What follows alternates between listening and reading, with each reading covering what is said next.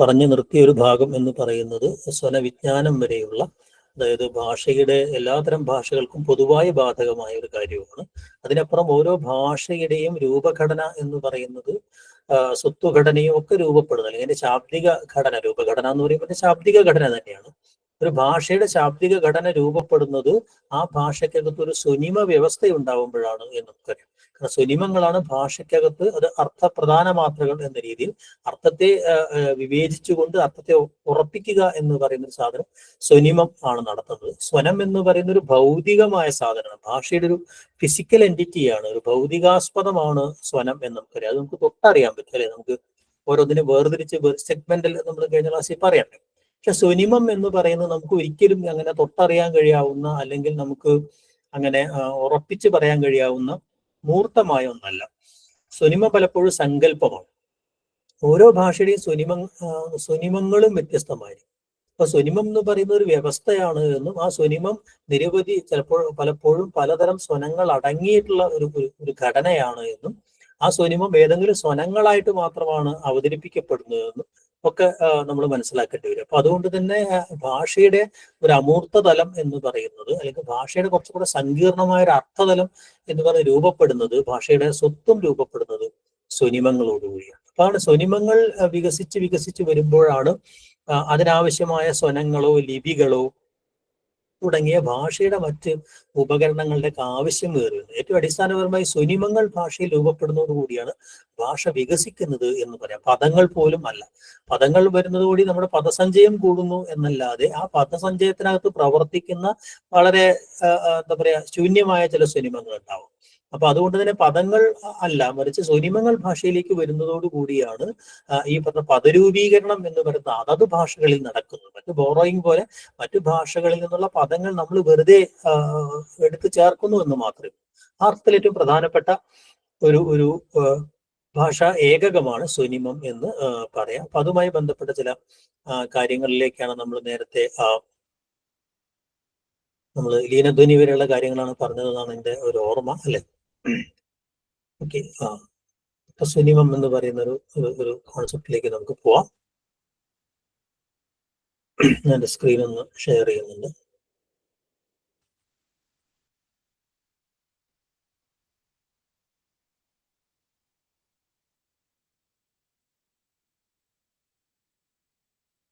Okay, ഒരു ചോദ്യത്തിൽ തന്നെ തുടങ്ങാം. കഴിഞ്ഞ ക്ലാസ്സിന്റെ തുടർച്ച എന്ന രീതിയിൽ സ്വനിമത്തിന് നിരവധി നിർവചനങ്ങൾ, അല്ലെങ്കിൽ സ്വനിമ സങ്കല്പന തന്നെ വേറെ വേറെ രീതിയിൽ ഉണ്ടായിട്ടുണ്ട്. അപ്പൊ അതിനകത്ത് ഒരു പ്രധാനപ്പെട്ട സ്വനിമ നിർവചനമാണ് വേർതിരിച്ച് കാണിക്കാൻ കഴിയാവുന്ന ഭാഷണ ശബ്ദങ്ങളിൽ ഏറ്റവും ചെറിയ മാത്ര എന്ന് സ്വനിമത്തെ നിർവചിച്ചത് ആരാണ് എന്നാണ്. ഭാഷണ ശബ്ദങ്ങളിൽ ഏറ്റവും ചെറിയ മാത്ര എന്ന രീതിയിൽ സ്വനിമത്തെ നിർവചിച്ച ആരാ എന്നാണ് ചോദ്യം.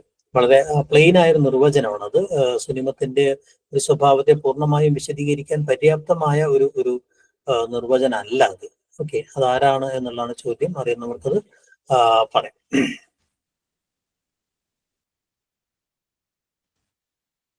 അറിയാവർക്കേലും ബ്ലൂംഫീൽഡ് നൽകുന്ന ഒരു നിർവചനമാണ് ഈ പറയുന്ന അർത്ഥവ്യാവർത്തനത്തിന് ഈ ഉതകുന്ന ഒരു ഭാഷണ ഘടകമാണ് എന്ന അർത്ഥത്തിൽ അതിന് വളരെ ബേസിക് ആയ ഒരു നിർവചനമാണ് അദ്ദേഹം നൽകുന്നത്. ബ്ലൂംഫീൽഡ് ആണ് അതിന്റെ ഉത്തരം. സ്വനിമത്തിന് മറ്റു ചില നിർവചനങ്ങൾ കൂടെ നമുക്കൊന്ന് പരിചയപ്പെടാം. ഭാഷാപഗ്രഥന സഹായകമായ ഭാഷയിലെ അടിസ്ഥാന സ്വനമാത്ര എന്ന് സ്വനിമത്തെ നിർവചിച്ചത് ആരാണ് എന്നാണ്. അവരുടെ കുറച്ചുകൂടെ അത് ആശയത്തിലേക്ക് എത്തുന്നുണ്ട്. കാരണം ഒരു ഭാഷയെ അപഗ്രഥിക്കാൻ സഹായിക്കുന്ന,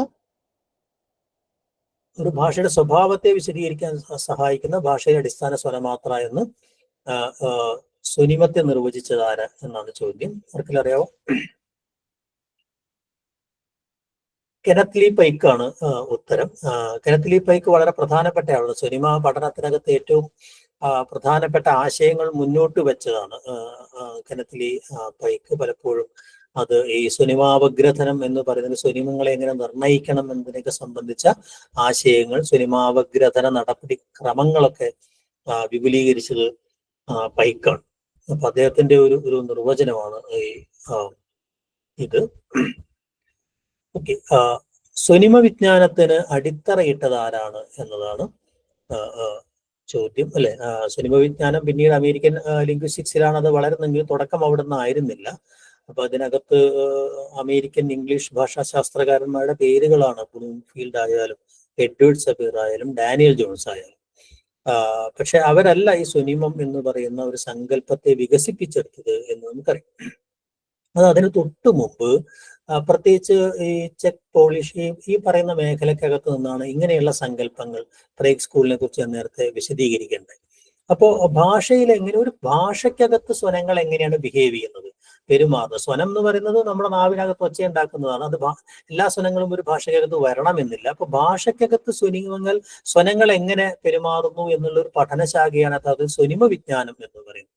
ആ ഒരു സ്വനിമ വിജ്ഞാനത്തിന്റെ ഒരു തുടക്കം ഉണ്ടാവുന്നത് പോളണ്ടിലാണ്. ഇപ്പോൾ പോളിഷ് ഭാഷാശാസ്ത്രകാരന്മാരായിട്ടുള്ള ക്രൂഷ്വിസ്കിയും അതുപോലെ തന്നെ കോർത്തിനെയുമാണ്. കോർത്തിനെയാണ് ഏറ്റവും പ്രധാനപ്പെട്ട സ്വനിമം എന്താണെന്ന് വിശദീകരിക്കുന്നത്. അപ്പൊ അവരിലൂടെയാണ് സ്വനിമ വിജ്ഞാനം എന്ന് പറയുന്ന ഒരു പഠന ശാഖ ഉണ്ടാവുന്നത്. അത് ക്രമേണയാണ് ഈ പറയുന്നത് പോലെ അമേരിക്കൻ ലിംഗ്വിസ്റ്റുകൾ പിന്നീട് ഈ സ്വനിമ എന്ന് പറയുന്ന ഒരു ആശയത്തെ കുറെ കൂടെ വിപുലീകരിക്കുന്നത് എന്ന് പറയാൻ പറ്റും, അല്ലെ? അപ്പൊ അവിടെ എന്താ പറയാ, ഒരു ഉത്തരം എന്ന് പറയുന്നത് കോർത്തിനെയാണ്. കോർത്തിനെ സ്വനിമത്തെ നിർവചിക്കുന്നത് കുറച്ചുകൂടെ സൂക്ഷ്മമായിട്ടാണ്.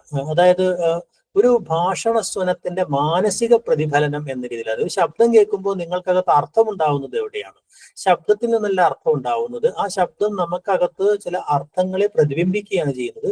അപ്പൊ ഒരു ഭാഷണ ശബ്ദത്തിന്റെ മാനസിക പ്രതിഫലനമാണ് സ്വനിമം എന്നാണ് അദ്ദേഹം നൽകുന്ന ഒരു നിർവചനം. വളരെ സമർത്ഥമായ ഒരു നിർവചനമാണ്. അപ്പൊ സ്വനിമത്തിന് ചില നിർവചനങ്ങൾ ഞാൻ പരിചയപ്പെടുത്തി, അല്ലെ? അല്ലെങ്കിൽ എച്ച് എ ഗ്ലീസൺ അദ്ദേഹം നൽകുന്ന ഒരു നിർവചനം എന്ന് പറയുന്നത് ഒരു പ്രത്യേക ഭാഷയ്ക്കകത്ത്, അപ്പോൾ ഒരു ഭാഷയിൽ സ്വനിമം വേറൊരു ഭാഷയിൽ സ്വനിമം ആവണമെന്നില്ല നേരത്തെ പറയണ്ടായി, അല്ലെ? ഒരു നിശ്ചിത ഭാഷയിലെ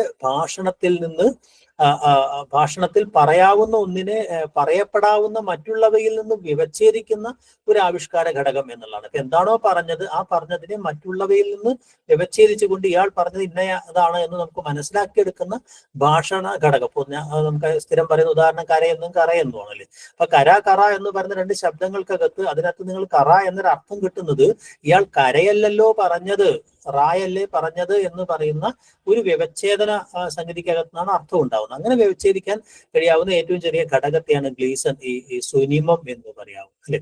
അപ്പോ അവിടെ സ്വനിമത്തിന്റെ നിർവചനത്തിൽ പ്രധാനമായും കയറി വരുന്ന എലമെന്റ്സ് ഇതാണ്. അതായത് നമ്മൾ പരിഗണിക്കപ്പെടുന്ന ഒരു ഭാഷ, അല്ലെങ്കിൽ നമ്മൾ ഏത് ഭാഷയെ കുറിച്ചിട്ടാണോ പഠിക്കുന്നത്. അപ്പൊ മലയാളത്തിലെ സ്വനിമ വ്യവസ്ഥയെ കുറിച്ച് നമ്മൾ പറയാം, അല്ലാതെ പൊതുവായ സ്വനിമ വ്യവസ്ഥയെ കുറിച്ച് പറയാൻ പറ്റില്ല. തമിഴിലെ സ്വനിമ വ്യവസ്ഥ വ്യത്യസ്തമായിരിക്കും. അപ്പൊ ആ ഒരു ഭാഷയ്ക്കകത്ത് ഈ സ്വനിക തലത്തിൽ സമാനമായ കുറെ സ്വനങ്ങളായിരിക്കും, അല്ലെ? അത് സ്വനതലത്തിൽ സമാനമായിരിക്കും. എന്നാൽ ആ സ്വനതലത്തിൽ സമാനമായിരിക്കെ തന്നെ അവയ്ക്ക് ചെറിയ വ്യത്യാസങ്ങൾ ഉണ്ടാവും. ഈ വ്യത്യാസങ്ങൾ ഒരു പദത്തിന്റെ വ്യത്യസ്തമായ സാഹചര്യങ്ങളിലാണ് സംഭവിക്കുക. അപ്പോ അങ്ങനെയാണ് നമ്മൾ ഒരു പദത്തിന്റെ ഒരേ സ്ഥലത്ത് സംഭവിക്കാത്ത, ഒരേ സാഹചര്യത്തിൽ സംഭവിക്കാത്ത സ്വന വ്യത്യാസം എന്ന അർത്ഥത്തിൽ നമ്മൾ പറയുന്നത്. അപ്പൊ അങ്ങനെ ചെറിയ സ്വന വ്യത്യാസമുള്ള എന്നാൽ സമാനമായ കുറെ സ്വനങ്ങളുടെ ഒരു കൂട്ടത്തെയാണ് നമ്മൾ സ്വനിമം എന്ന് പറയുന്നത്. ആ സ്വനിമം എന്ന് പറയുന്നത് സവിശേഷമായ ഒരു അർത്ഥത്തെ പ്രദാനം ചെയ്യുന്ന ഒന്നാണ്. അത് അർത്ഥത്തെ പ്രദാനം ചെയ്യുന്നത് നേരത്തെ പറഞ്ഞ ഒരു കൂട്ടം ആ സ്വനങ്ങൾ, സമാനമായ സ്വനങ്ങളിൽ ആ സ്വനങ്ങൾ അതിനകത്തെ രണ്ട് സ്വനങ്ങൾ ഒരിക്കലും ഒരേ സ്ഥലത്ത് പ്രത്യക്ഷപ്പെടില്ല എന്നുള്ളതാണ്. അവിടെയാണ് നമ്മൾ പൂരക വിതരണം, കോംപ്ലിമെന്റേഷൻ, കോംപ്ലിമെന്ററി ഡിസ്ട്രിബ്യൂഷൻ എന്നൊക്കെ പറയുന്ന സാധനം വരുന്നത്, അല്ലെ? അപ്പൊ ഒരു പരസ്പര വൈരുദ്ധ്യത്തിൽ ഏർപ്പെടാതെ വ്യത്യസ്ത സ്ഥലങ്ങളിലായി പ്രത്യക്ഷപ്പെടുന്ന വ്യത്യസ്ത ഉച്ചാരണമുള്ള സ്വനങ്ങളുടെ ഒരു കൂട്ടമാണ് യഥാർത്ഥത്തിൽ സ്വനിമം എന്ന് പറയുന്നത്. സ്വഭാവ സദൃശമായ ബ്ലോക്കിനെ പോലുള്ള ആളുകൾക്ക് അങ്ങനെയാണ് നിർവചിക്കുന്നത്, അല്ലെ? അപ്പൊ അതുകൊണ്ട് തന്നെ കേൾവിയിലായാലും ഉച്ചാരണത്തിലും സമാനമായ എന്നാൽ ഒരേ സ്ഥലത്ത് സംഭവിക്കാൻ സാധ്യതയില്ലാത്ത എന്താ പറയാ ഭാഷണ സ്വനങ്ങളുടെ സമൂഹമാണ് സ്വനിമം എന്ന് പറയാം, അല്ലെ? അത് നമ്മുടെ ഡാനിയൽ ജോൺസ്, നേരത്തെ നമ്മൾ പറഞ്ഞ കാർഡിനൽ വവൽസിനെയൊക്കെ വ്യവച്ഛേദിച്ച ഡാനിയൽ ജോൺസ് നൽകുന്ന ഒരു നിർവചനമാണ്, അല്ലെ?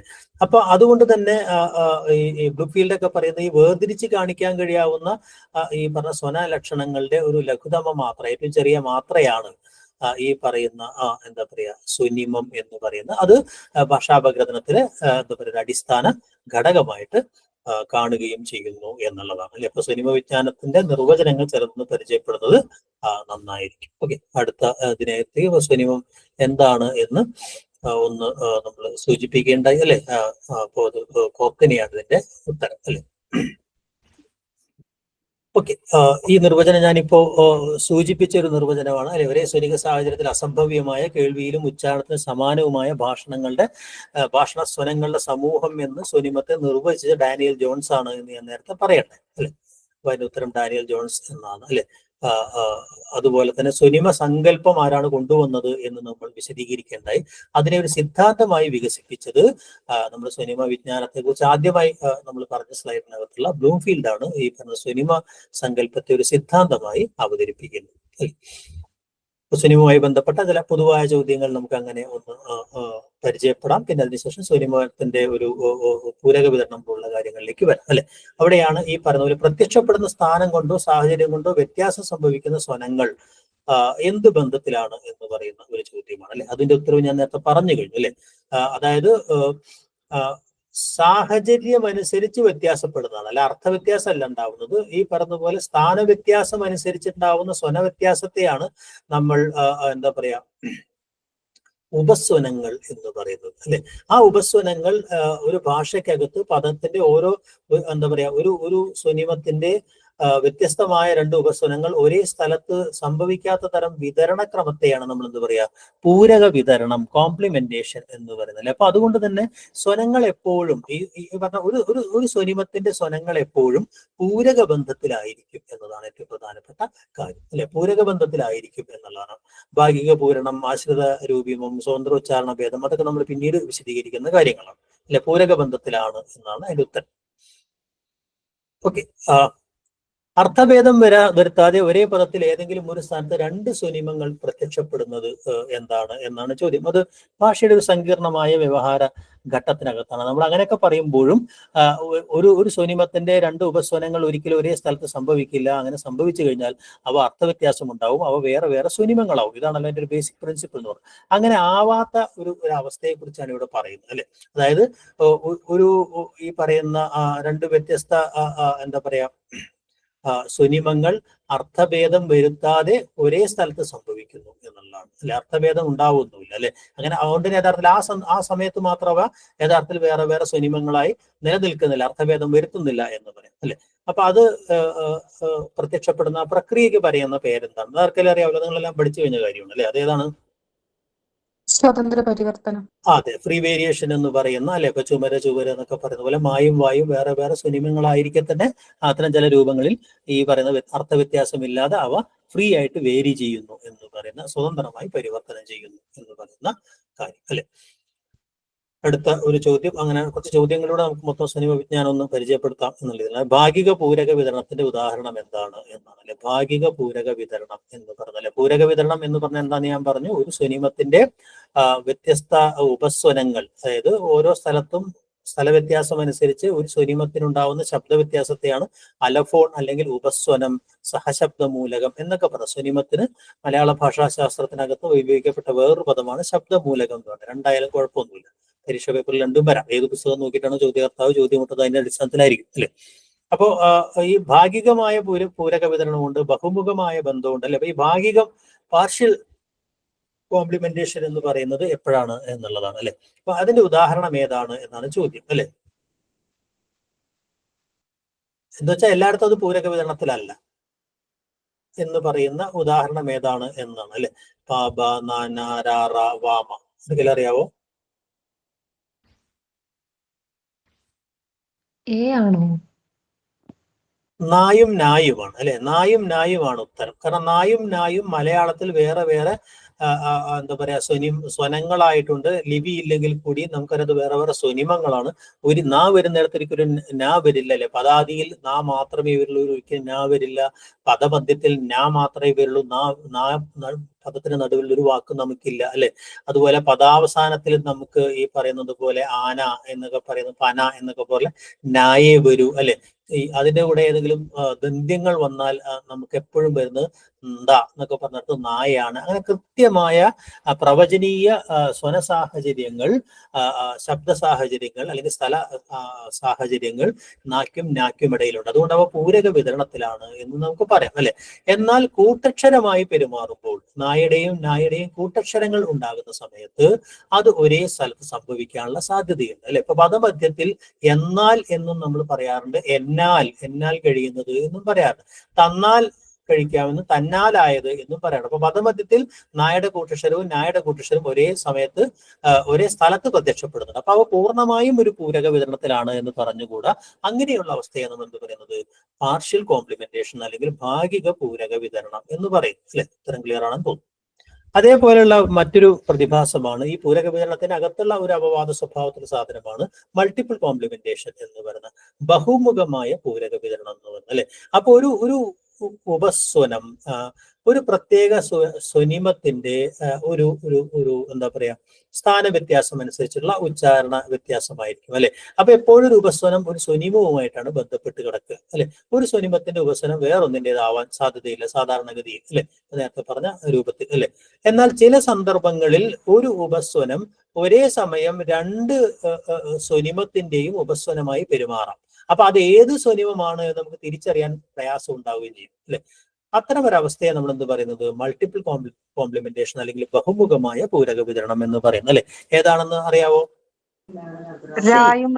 അതെ, രായും റായുമാണ്, അല്ലെ.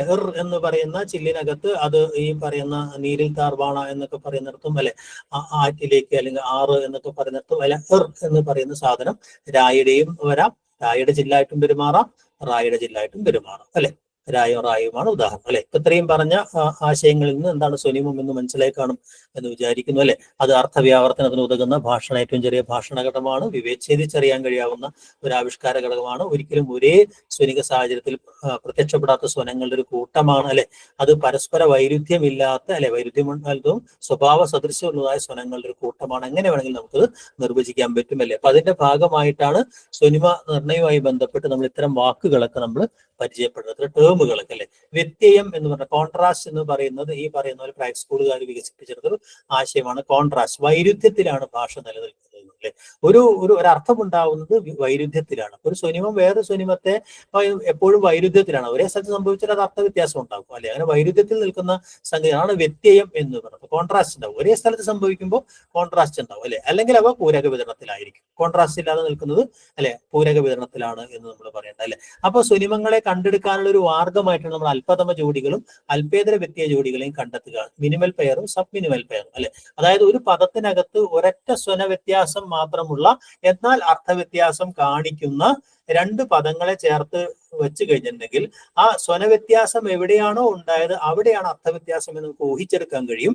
അത് ആ ഭാഷയ്ക്കകത്ത് അർത്ഥവ്യത്യാസം ഉണ്ടാക്കാനുള്ള ഒരു സ്വനത്തിന്റെ കഴിവാണെന്ന് നമുക്ക് അടയാളപ്പെടുത്താൻ കഴിയും. ആ സ്വനത്തെ നമ്മൾ സ്വനിമമായി അംഗീകരിക്കാൻ പറ്റും. വളരെ സിമ്പിൾ ആയ ഒരു പ്രോസസ്സാണ്, അല്ലെ. കരയെന്നും കറ എന്നുള്ളത്, അല്ലെ, KARA എന്നുള്ളതും, അല്ലെ, അതിന്റെ രായുടെയും റായിന്റെയും ചിഹ്നങ്ങൾ IPയിൽ എഴുതി കഴിഞ്ഞിട്ടുണ്ടെങ്കിൽ അവിടെ എന്ന് പറയുന്നതിന്റെ ഉച്ചാരണ ഭേദത്തിനനുസരിച്ചാണ് അർത്ഥവ്യത്യാസം ഉണ്ടായത് നമുക്ക് മനസ്സിലായാൽ മലയാള ഭാഷയിൽ ഈ പറഞ്ഞതുപോലെ അർത്ഥവ്യത്യാസം ഉണ്ടാക്കുന്ന സ്വനിമങ്ങളാണ് എന്ന് നമുക്ക് പറയാൻ പറ്റും. ചില സന്ദർഭങ്ങളിൽ ഇങ്ങനെയുള്ള ഒറ്റ സ്ഥലത്ത് മാത്രം അർത്ഥവ്യത്യാസം ഉണ്ടാക്കുന്ന ശബ്ദവ്യത്യാസം ഉണ്ടാകുന്ന മിനിമൽ പെയറുകളെ നമുക്ക് കണ്ടെത്താൻ കഴിയില്ല. അപ്പൊ നമ്മൾ ചെയ്യുന്ന ഒരു കാര്യം, ഒന്നിലധികം സ്ഥലത്ത് ശബ്ദവ്യത്യാസമുള്ള പെയറിനെ എടുക്കുകയും അതിനാണ് നമ്മൾ അല്പേതര വ്യത്യയ ജോഡികൾ അല്ലെങ്കിൽ സബ് മിനിമൽ പെയർ എന്ന് പറയും, അല്ലെ. എന്നിട്ട് ഈ അർത്ഥവ്യത്യാസം ഉണ്ടാക്കുന്നപ്പോൾ രണ്ട് സ്ഥലത്താണ് ശബ്ദവ്യത്യാസമെങ്കിൽ അതിലൊരു ശബ്ദവ്യത്യാസം അർത്ഥവ്യത്യാസത്തിന് കാരണമാകുന്നില്ല എന്ന് തെളിയിച്ചു കഴിഞ്ഞാൽ ഇപ്പുറത്താണ് അത് വ്യത്യാസം ഉണ്ടായത് എന്ന് പറഞ്ഞാൽ നമുക്ക് അല്പേതര വ്യത്യയ ജോഡികൾ വെച്ചിട്ടും നമുക്ക് സ്വനിമ നിർണ്ണയം നടത്താൻ പറ്റും, അല്ലെ. ആശ്രിത ബന്ധം എന്നത് എന്താന്ന് ഞാൻ നേരത്തെ പറഞ്ഞു, അല്ലെ. ഈ സ്വനങ്ങളും സ്വനിമവും തമ്മിലുള്ള ബന്ധത്തെയാണ് നമ്മൾ ആശ്രിത ബന്ധം എന്ന് പറഞ്ഞത്, അല്ലെ. ആ ആശ്രിത ബന്ധത്തിനകത്തുണ്ടാവുന്ന രണ്ട് വ്യത്യാസങ്ങളാണ് ഭാഗികമായ പൂരണവും അല്ലെങ്കിൽ ബഹുമുഖ പൂരണവും എന്ന് പറയുന്നത്, അല്ലെ. അപ്പൊ അങ്ങനെയുള്ള ടേമുകളൊക്കെ ഒന്ന് ഓർമ്മയുണ്ടാവും, അല്ലെ. സ്വനിമ നിർണ്ണയം, എങ്ങനെയാണ് ഒരു ഭാഷയ്ക്കകത്ത് സ്വനിമങ്ങളെ നിർണ്ണയിക്കുക എന്ന് പറഞ്ഞാൽ അവിടെയാണ് നമ്മൾ പൈക്കിന്റെ സിദ്ധാന്തങ്ങൾ ഹൈപ്പോത്തിസിസ് ഒക്കെ വരികയും സ്വനിമ നിർണ്ണയത്തെ സംബന്ധിച്ച് പ്രധാനപ്പെട്ട പദ്ധതികളൊക്കെ മുന്നോട്ട് വെച്ച ആളാണ് കെനത്ത് ലീ പൈക്ക് എന്ന് ഞാൻ തുടക്കത്തിൽ പറയണ്ടായി, അല്ലെ. അപ്പൊ പൈക്ക് ചില പൂർവ്വ കൽപ്പനകൾ അദ്ദേഹം പറയുന്നുണ്ട്, അല്ലെ. അപ്പൊ അതിനകത്തുള്ള ഒരു 4 കൽപ്പനകളാണ് ഇതിനകത്തുള്ളത്. അതിനകത്ത് അദ്ദേഹം പറയാത്തത് ഏത് എന്നാണ് ചോദ്യം. അതുവഴി അദ്ദേഹം പറഞ്ഞ കൽപ്പനകൾ എന്താണെന്ന് നമുക്ക് മനസ്സിലാവില്ല. പ്രത്യക്ഷപ്പെടുന്ന സാഹചര്യങ്ങളുടെ വ്യത്യാസം, സ്വനങ്ങളുടെ സ്വഭാവങ്ങളിൽ മാറ്റം വരുത്തുന്നു. എല്ലാ സ്വനങ്ങൾക്കും എല്ലാ സാഹചര്യങ്ങളിലും ഒരേ മാതിരിയുള്ള ഉച്ചാരണമല്ല ഉള്ളത്, അല്ലെ? അതിപ്പോ നമ്മൾ പറഞ്ഞു കഴിഞ്ഞൊരു കാര്യം, അല്ലെ? സാഹചര്യം മാറുമ്പോൾ ഉപസ്വനങ്ങൾ മാറുന്നു എന്നുള്ളത്, അല്ലെ? സാഹചര്യം അനുസരിച്ചിട്ടാണ് സ്വനങ്ങളുടെ സ്വഭാവത്തിൽ മാറ്റമുണ്ട്. അപ്പൊ പദാദിയിൽ ഉച്ചരിക്കുന്ന ഇപ്പൊ കടുക് എന്നൊക്കെ പറയുന്ന ഒരു ശബ്ദത്തിനകത്ത് കായുടെ ഉച്ചാരണമല്ല പകുതി എന്ന് പറയുന്നിടത്ത് കായുടെ ഉച്ചാരണം. പങ്ക എന്ന് പറയുമ്പോൾ അത് കുറെ കൂടെ നാദിയാവുന്നുണ്ട് എന്നൊക്കെ നമ്മൾ പഠിച്ചിട്ടുണ്ട്. അപ്പൊ അത് ഈ പറയുന്ന ഈ എവിടെയാണോ ഈ സ്വനം വിന്യസിക്കപ്പെടുന്നത് അവിടെയുള്ള ശാബ്ദിക സാഹചര്യം അനുസരിച്ചിട്ട് അതിന് സ്വന വ്യത്യാസം ഉണ്ടാവുന്നുണ്ട്, അല്ലെ? എല്ലാ സ്വനവ്യവസ്ഥ ഐകരൂപത്തിൽ എത്തിച്ചേരാനുള്ള ഒരു പ്രവണത പ്രദർശിപ്പിക്കും എന്ന് പറയുന്നത്, അല്ലെ? അപ്പൊ അത് ഇതൊക്കെ ഉണ്ടെങ്കിൽ കൂടിയും അതിനകത്ത് ഒരു ഒരു ഒരു ഏകതയിൽ എത്തിക്കാനുള്ള ഒരു ശ്രമം, അങ്ങനെയാണ് ഭാഷ കമ്മ്യൂണിക്കേറ്റീവ് ആവും, അല്ലെ? അർത്ഥഭേദത്തിന് കാരണമാവാത്ത ഉച്ചാരണങ്ങൾക്ക് സ്വനിമ പദവി നൽകേണ്ടതില്ല. ഇവയ്ക്ക് വ്യതിരിക്ത ലിപികൾ ആവശ്യമില്ല എന്ന് പറഞ്ഞു, അല്ലെ? അപ്പൊ നമ്മൾ അർത്ഥഭേദമാണ് അതിന്റെ അടിസ്ഥാനം, അല്ലാത്തതിന് നമുക്ക് സ്വനിമ പദവി നൽകേണ്ട ആവശ്യമില്ല എന്ന് പറയുന്ന ഒരു കാര്യം, അല്ലെ? ഏതൊക്കെ ഭാഷയിൽ നമുക്ക് ഈ പറയുന്ന ചില പ്രത്യേക ശബ്ദങ്ങൾക്ക് വേറെ വേറെ ലിപികൾ വേണോ അല്ലെങ്കിൽ സ്വനിമമായി പരിഗണിക്കോ തുടങ്ങിയ പ്രശ്നങ്ങൾ അവിടെ നമ്മൾ ചർച്ച ചെയ്യുന്ന ഒരു കാര്യമാണ്. ഓക്കെ. നാലാമത്തത്, വ്യത്യസ്ത ഭാഷകളിലെ സ്വനിമങ്ങൾ നിർണ്ണയിക്കുമ്പോൾ പൊതുവായ സ്വനഘടനാ സ്വഭാവങ്ങൾ പരിഗണിച്ചാൽ മതിയാവും, ഭാഷാപരമായ വ്യത്യസ്ത വ്യവസ്ഥീകരണങ്ങൾ വേണ്ടതില്ല എന്ന് പറയുന്നു, അല്ലെ?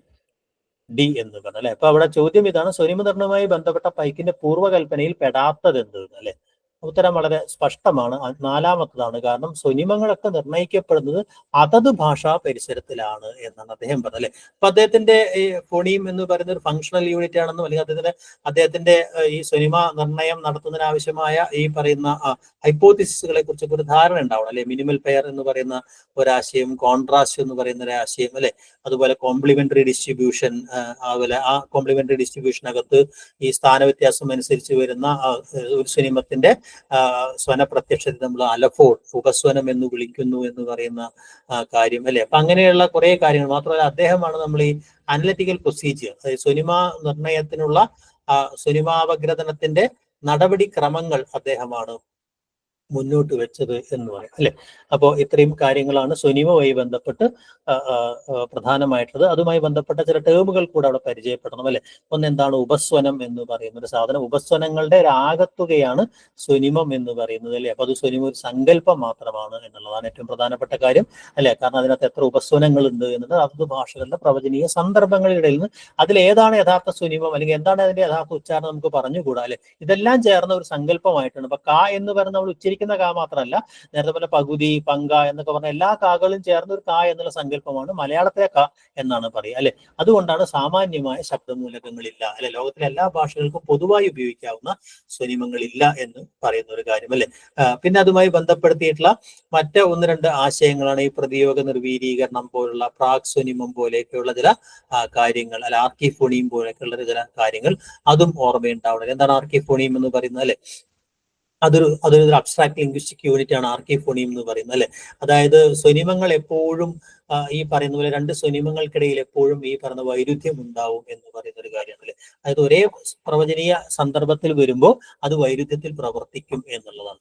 എന്നാൽ രണ്ട് വ്യത്യസ്ത സ്വനിമങ്ങൾ ഒരേ പ്രവചനീയ അല്ലെങ്കിൽ ഒരേ ശാബ്ദിക സാഹചര്യത്തിൽ വരുമ്പോൾ ഈ പറയുന്ന വ്യത്യാസം അല്ലെങ്കിൽ ഈ പ്രതിയോഗ സ്വഭാവം പാലിക്കപ്പെടാതെ സഹവർത്തനത്തിൽ കഴിയുന്ന അല്ലെങ്കിൽ ഒരേ അവസ്ഥയിൽ കഴിയുന്ന ഒരു അവസ്ഥയാണ് ഈ പറയുന്ന ന്യൂട്രലൈസേഷൻ എന്ന് പറയുന്നത്. അതായത് രണ്ട് സ്വനിമങ്ങൾക്കിടയിൽ ഉണ്ടാവുന്ന വ്യത്യാസം ഇല്ലാതായിത്തീരുന്നു എന്നുള്ളത്, ഒരു പ്രത്യേക സ്ഥലത്തിനകത്ത് ആ വ്യത്യാസം ഇല്ലാതായിത്തീരുന്നു എന്നുള്ളതാണ്. പക്ഷെ ആ ഭാഷയിൽ അത് വേറെ വേറെ സ്വനിമങ്ങളാണെന്നല്ലോ. ആ ഒരു അതിനെ നമ്മൾ പ്രതിയോഗ നിർവീരീകരണം അല്ലെങ്കിൽ ന്യൂട്രലൈസേഷൻ എന്ന് പറയുന്നത്, അല്ലെ?